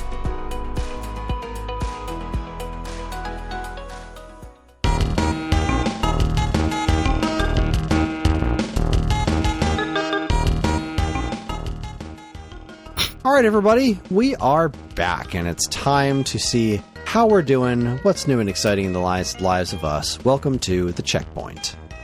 Checkpoint! So, Dan. Yes, sir. I have finally gotten some reviews assigned to me, and it looks like we're doing a little catch-up on the previous issue of Nintendo Force magazine. Now, just for funsies, I haven't touched Earthbound again, but I did kind of get myself sucked back into replaying Dadish. I was playing Dadish Collection. I finished the first one. I'm maybe about 20 or so levels into the second one, just because Dadish is great comfort food game. It certainly is. It is. But I did get assigned the Bubsy Collection, so I have spent some... Is quality time the right word? No. Time. I have regretful spent some time. I wouldn't say regretful. So the Bubsy Perfect Collection is fascinating, and I'm very excited about the challenge of reviewing it because it is a good product. It is not a product that like it is as good as something like this can be. Because the only purpose of something like this Bubsy Collection, they're not good games. They are not good games, and they all get progressively worse. Like, the first... And man, is that an accomplishment. It really is. They kept making these games, and each time, the games got worse. It's wild. And they don't really pull their punches on it either. The actual in-game description for the Game Boy the utterly wretched version of Bubsy 2 for Game Boy, basically it's I forget what I took a picture of and put it into Discord. They're like, this is the portable version. You could probably just skip this one and you should. It's terrible. There is nothing fun about playing Bubsy 2 on any platform, and the Game Boy one is by far the worst. It is an approximation of the 16-bit ones, but it is slower and uglier and missing any real semblance of personality, which was kind of the point in the first place of the Bubsy games. And it's seeing them collected like this is very interesting because so each game has things that you can do to them to make them a bit more playable. Bubsy 1, I maintain that Bubsy 1 had a vision behind it. Its execution was off. There were some decent ideas in there that, unfortunately, I can't imagine anybody played this game and thought, yeah, this is fun. People got as far as putting it together, and then it needed to be played by actual people that weren't involved on the inside of it to be like, right, I can't see where I'm going. Why am I constantly dying? Because, like, the voice clips are not all that annoying in the first Bubsy game. They are when you die over and over and over again, and you have to keep hearing the same voice clip over and over every time you die. But, like, the things that are in the game, the general notion of this game was not entirely dissimilar to Earthworm Jim. The point was, let's make a playable cartoon. And so when they were... I'm halfway through the documentary content that's in there, which is very interesting. When they were creating the Bubsy character, when they were saying, all right, you need to do, it's like a 6-frame running animation, you need to do a couple of idle animations, and then you need to do like 450 death animations. And he's like, what? Like, they built that shit in there. Half the comedy of the game was the fact that Bubsy was going to have to keep dying. And that's why he says those goofy ass things like, this wasn't in my contract, or blah, blah, blah. Because this whole, like, Hollywood stardom routine comic cartoon thing it seems super annoying now because in the writing in the later games, it was so horribly done. But when the first Bubsy came out, the most popular cartoons on the planet were your Tiny Toon Adventures, your Animaniacs, which were very, very heavily built on Hollywood tropes, and the whole point being a star and that kind of a thing. That was ingrained in Warner Animation at the time, which what Bubsy is extraordinarily inspired by was Warner Animation. Yeah. So like you've got this. The problem with the original Bubsy is that he controls like Sonic, which is kind of designed to build up this momentum and go fast, but unfortunately, Bubsy doesn't have what Sonic has, which is the ring system. You can go super fast in Sonic, and if you run super fast and get hit by something that you didn't see off screen, you're going to lose your rings. You're not going to die, you're going to lose your rings. And as long as you have a ring, you can take as many hits as you want. Like you will never die as long as you have a single ring. That's what makes Sonic and its kind of open level design, and the fact that you can the risk and reward of going fast. You have the opportunity to curl into a ball to make yourself attacking when you're moving super fast, and you have this buffer of being able to take a hit while you're running. That makes those off-screen things less game breaking, just straight up not game breaking. Bubsy doesn't have that. They just neglected to put some sort of buffer like that into the game, and that's what makes it broken. You're constantly being attacked. The camera's too zoomed in. You can't see what's in front of you. You're constantly dying from running into everything and being attacked by things off screen. It's close, but it has that one tragic flaw, utterly tragic flaw. In the original Bubsy, he's not that obnoxious of a character. He is barely any more annoying than Sonic. Right. The problem is that when it came time for Bubsy 2, the team didn't work on Bubsy 2. A different team worked on Bubsy 2, and they hated the character. And the only problem they fixed was giving you a health bar. So like now you don't die when you get hit by things that are off screen, but the level designs are nowhere near as interesting. There's secrets everywhere in the original Bubsy, very similar to the original Sonic the Hedgehog. Sonic has this whole thing where you can go super fast, but if you do, you're going to miss everything. The levels in Sonic are filled with secrets. There's complex stuff everywhere, and Bubsy is a very similar situation. There are hidden doors all over the place that bring you to little bonus areas or warp you to different areas in the stages to collect different yarn balls and stuff. There's a good game in there. It is still ultimately a bad game. I'm not defending it to that extent. Bubsy in Claws Encounters of the Furred Kind is a bad game, but it was almost a good game. There's a personality there, and you can tell that the character was designed with care, and the game was the notion behind everything was designed with care. There are good ideas in it. Bubsy 2 drops all of that. Bubsy 2 is just filth. They took the worst notions of the character, of him being this annoying, cocky Hollywood nut job, and cranked that up to 850, put zero thought into the level designs of this like weird museum type thing, reusing animations in ways that don't make sense. The music is dreadful. The music in Bubsy 1 is pretty great. The music in Bubsy 2 is just dreadful. Bubsy 2 is horrendous. A freaking mess of a game. Yeah. It doesn't feel finished. It just feels like Bubsy 2 is what I think people think Bubsy 1 is, right? Bubsy 2 is just, it's a low effort, low rent, buggy, choppy piece of shit. It's a piece of shit. It's got a couple of things in it, like you don't die immediately, right? You can take a couple of hits, which is a great step forward. There's some variety. There's like auto-scrolling shooter segments. The problem is that they're not good. They're awful. When you're flying around in the plane shooting the Nerf gun, it's terrible. It's just not well executed on any level. The only art that works in Bubsy 2 is the character design from Bubsy 1 that still kind of works. All the new animations they gave to him look bad. All the enemies are shitty designs, and they animate terribly. The whole game animates terribly. Bubsy 2 is crap. So then they follow it up with Bubsy and then it gets worse. Then it gets worse because you have Bubsy for Jaguar, Bubsy and Fractured Furry Tales. Now, this game was being developed around the same time as Bubsy 2 and didn't really take into consideration. So Bubsy 2 introduced this totally pointless thing where there's two different kinds of jumps, a short jump and a high jump on two different buttons, and Bubsy and Fractured Furry Tales has that for some reason, but it doesn't have the ability to take multiple hits. You still die constantly.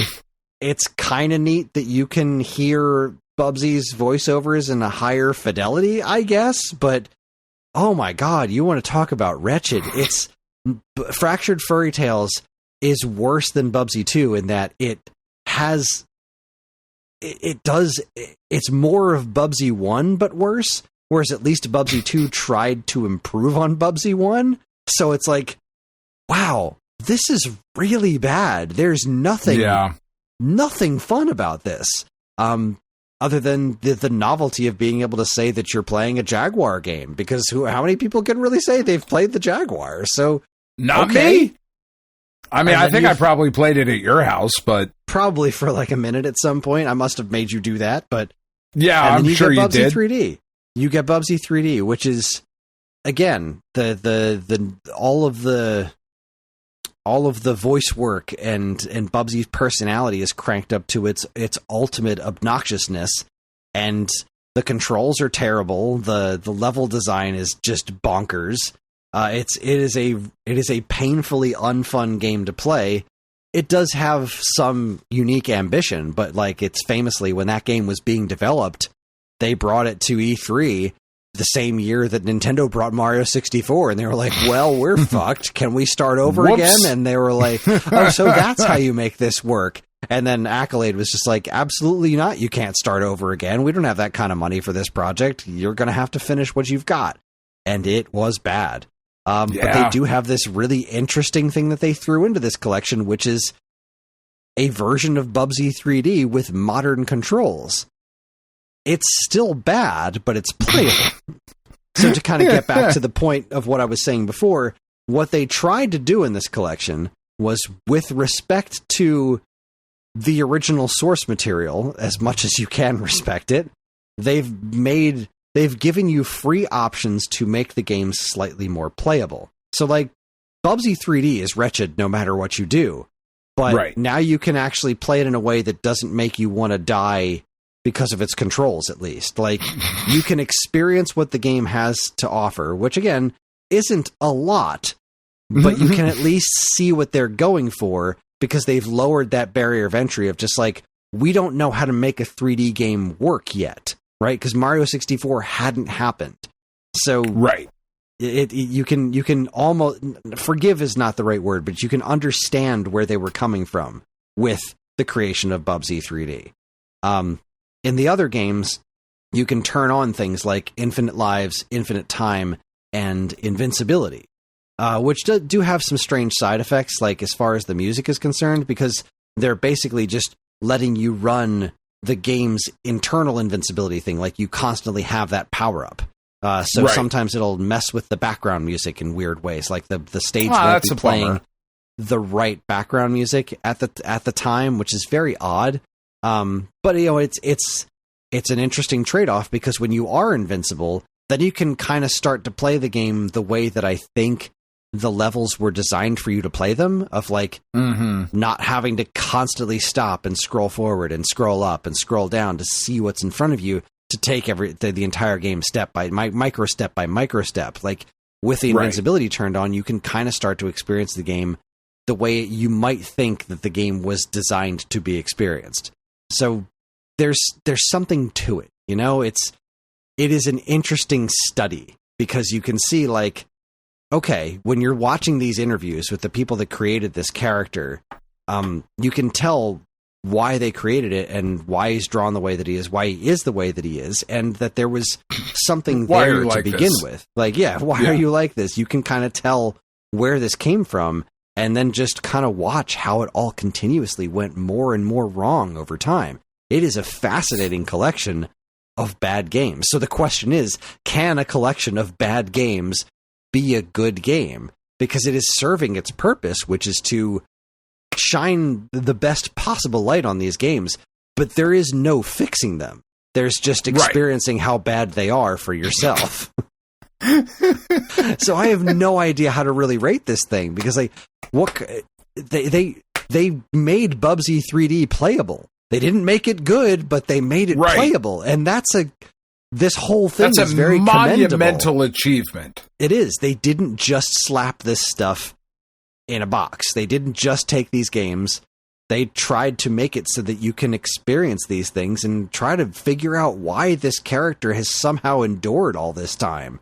Because he's become a joke of himself, and that's the whole thing with Bubsy 4D, is that the character is older and is like, I'm now officially too old for this shit. Let's do a 3D platformer, I guess. Because the other games that came after, because these are just the original ones, it is still... They don't have any of the modern ones, which I understand. Sure. I wouldn't expect them to be there. They wouldn't fit here. Like they wouldn't make sense, because they're a part of a entirely different generation of games. What is tragic is that it doesn't make sense. Nothing about Bubsy makes sense. The first new one that they made from the team that did the Gianna Sisters games is like the most milquetoast bland platformer imaginable. It is offensively inoffensive.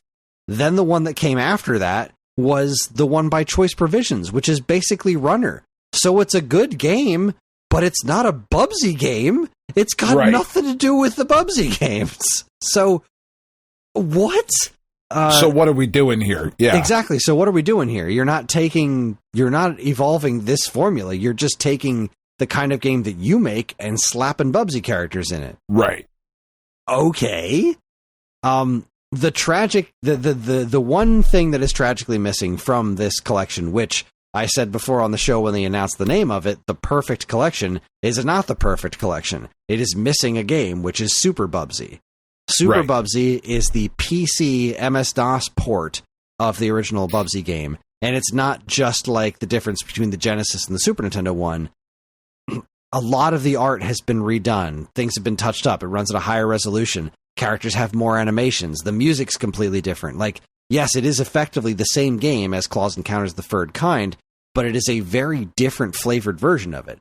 And again, I understand why it's not in there. Because properly emulating an old DOS game like this, because this was a CD-ROM DOS game, properly emulating something like that is very difficult. And you see things like the Mortal Kombat collection. People complain a lot about, I've had this game running on my PC just fine. Nobody has Super Bubsy running on their PC, quote unquote, just fine, because it's a mess. It's like any trying to run. Excuse me, any of that on a modern and any sort of modern hardware is going to be a challenge. And at a certain point, how much work are you really going to put into your Bubsy collection? Like, how much time is too much time on this particular bullshit? Like, we're really going to carbon engine like a custom MS-DOS emulator so that we can get the one missing Bubsy game, which is effectively still just Claws Encounters the Third Kind, but weirder and sometimes worse? I get it. It makes me personally sad that it's not there, because it's the only piece missing from this collection, besides I guess whatever menu was in that weird re-release twofer that was on, I want to say, Good Old Games or Steam at some point. I have no idea. It doesn't fucking matter. There's nothing of actual value there. It's just the first two Bubsy games re-released on Steam.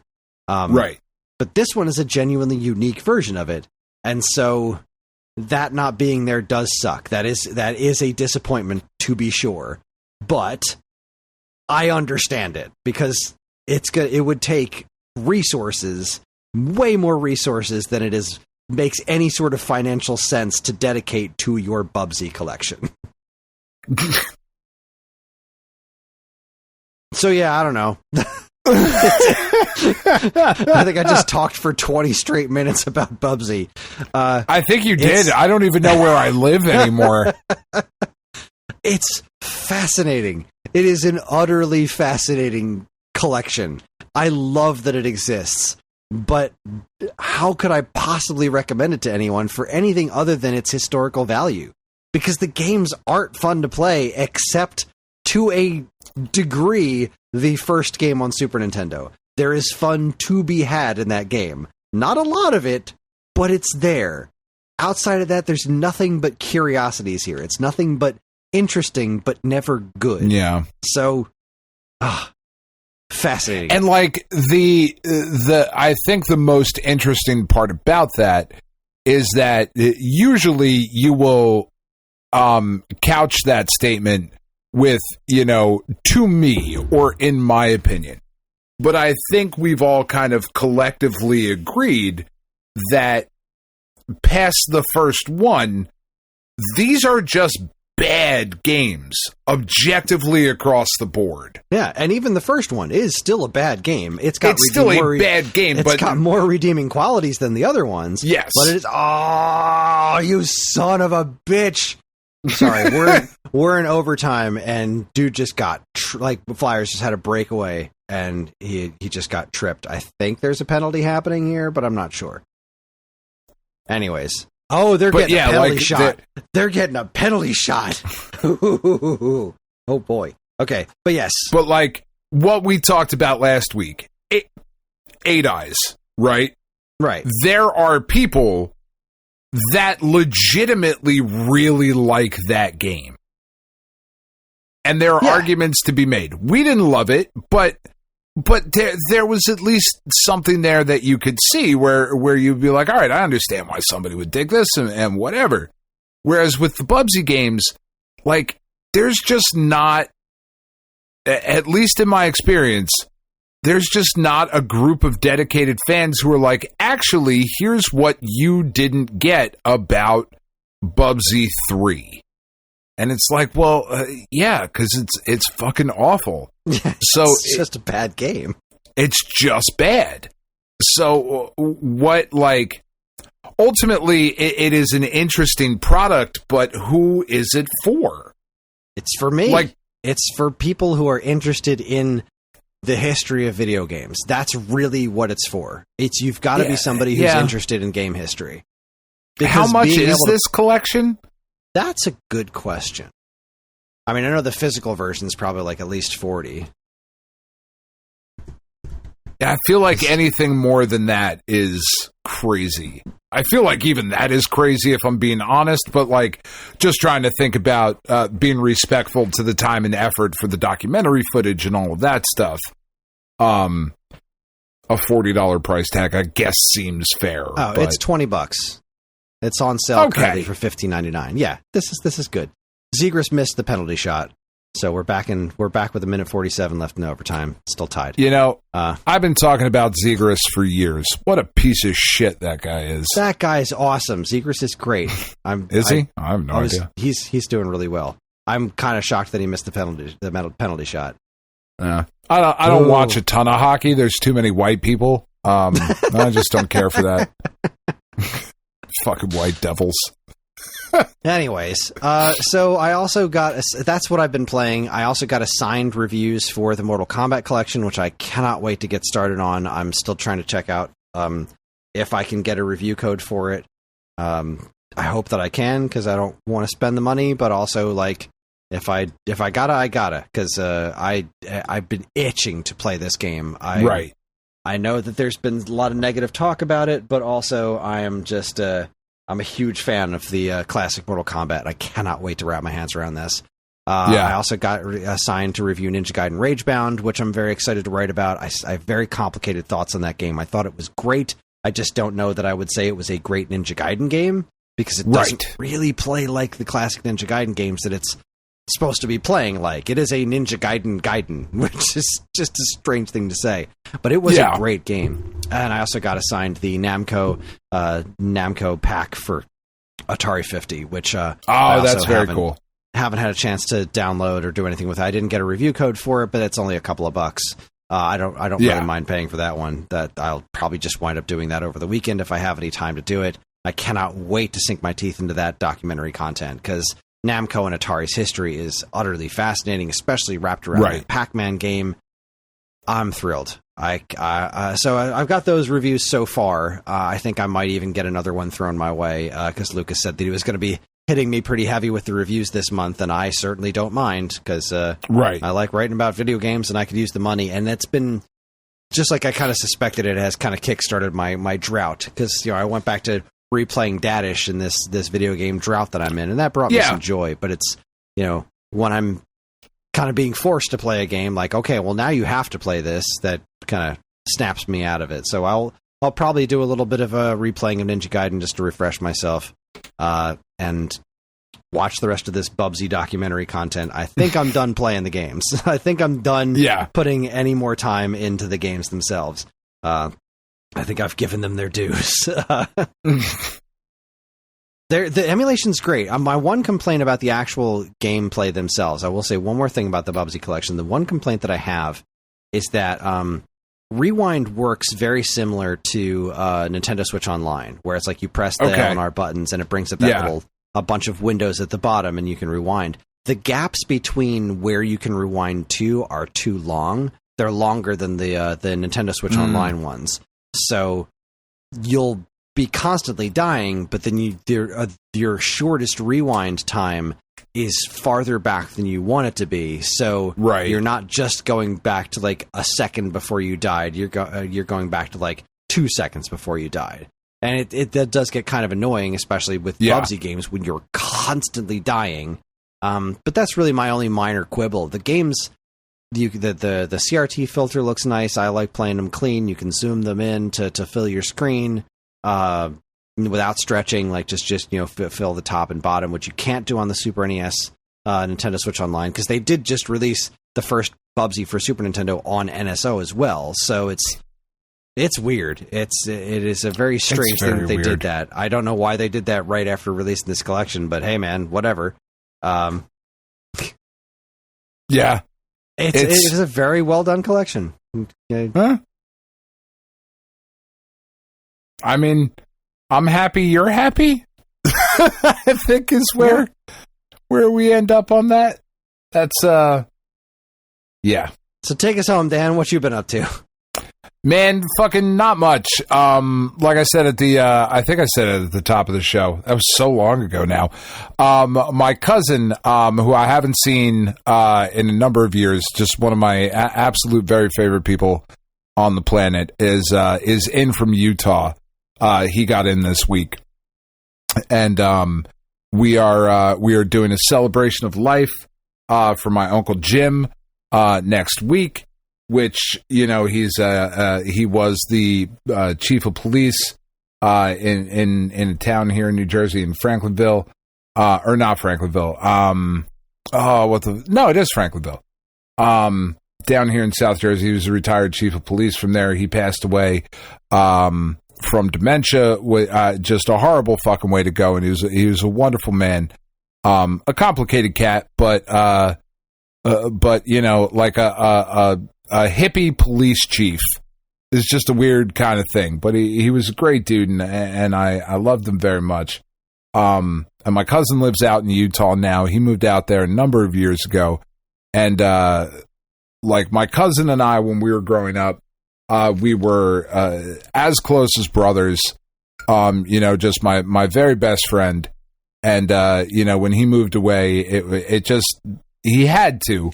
Right, but it was heartbreaking for both of us, and it was like, man, we're just not going to see each other as much anymore. So the fact that he's been in this week has just been really, really wonderful to see him and spend time with him. And my kids were super excited because the last time he saw the kids, they were, God, it was when my cousin Johnny passed away, his little brother. So that was, God, probably close to 10 years ago at this point.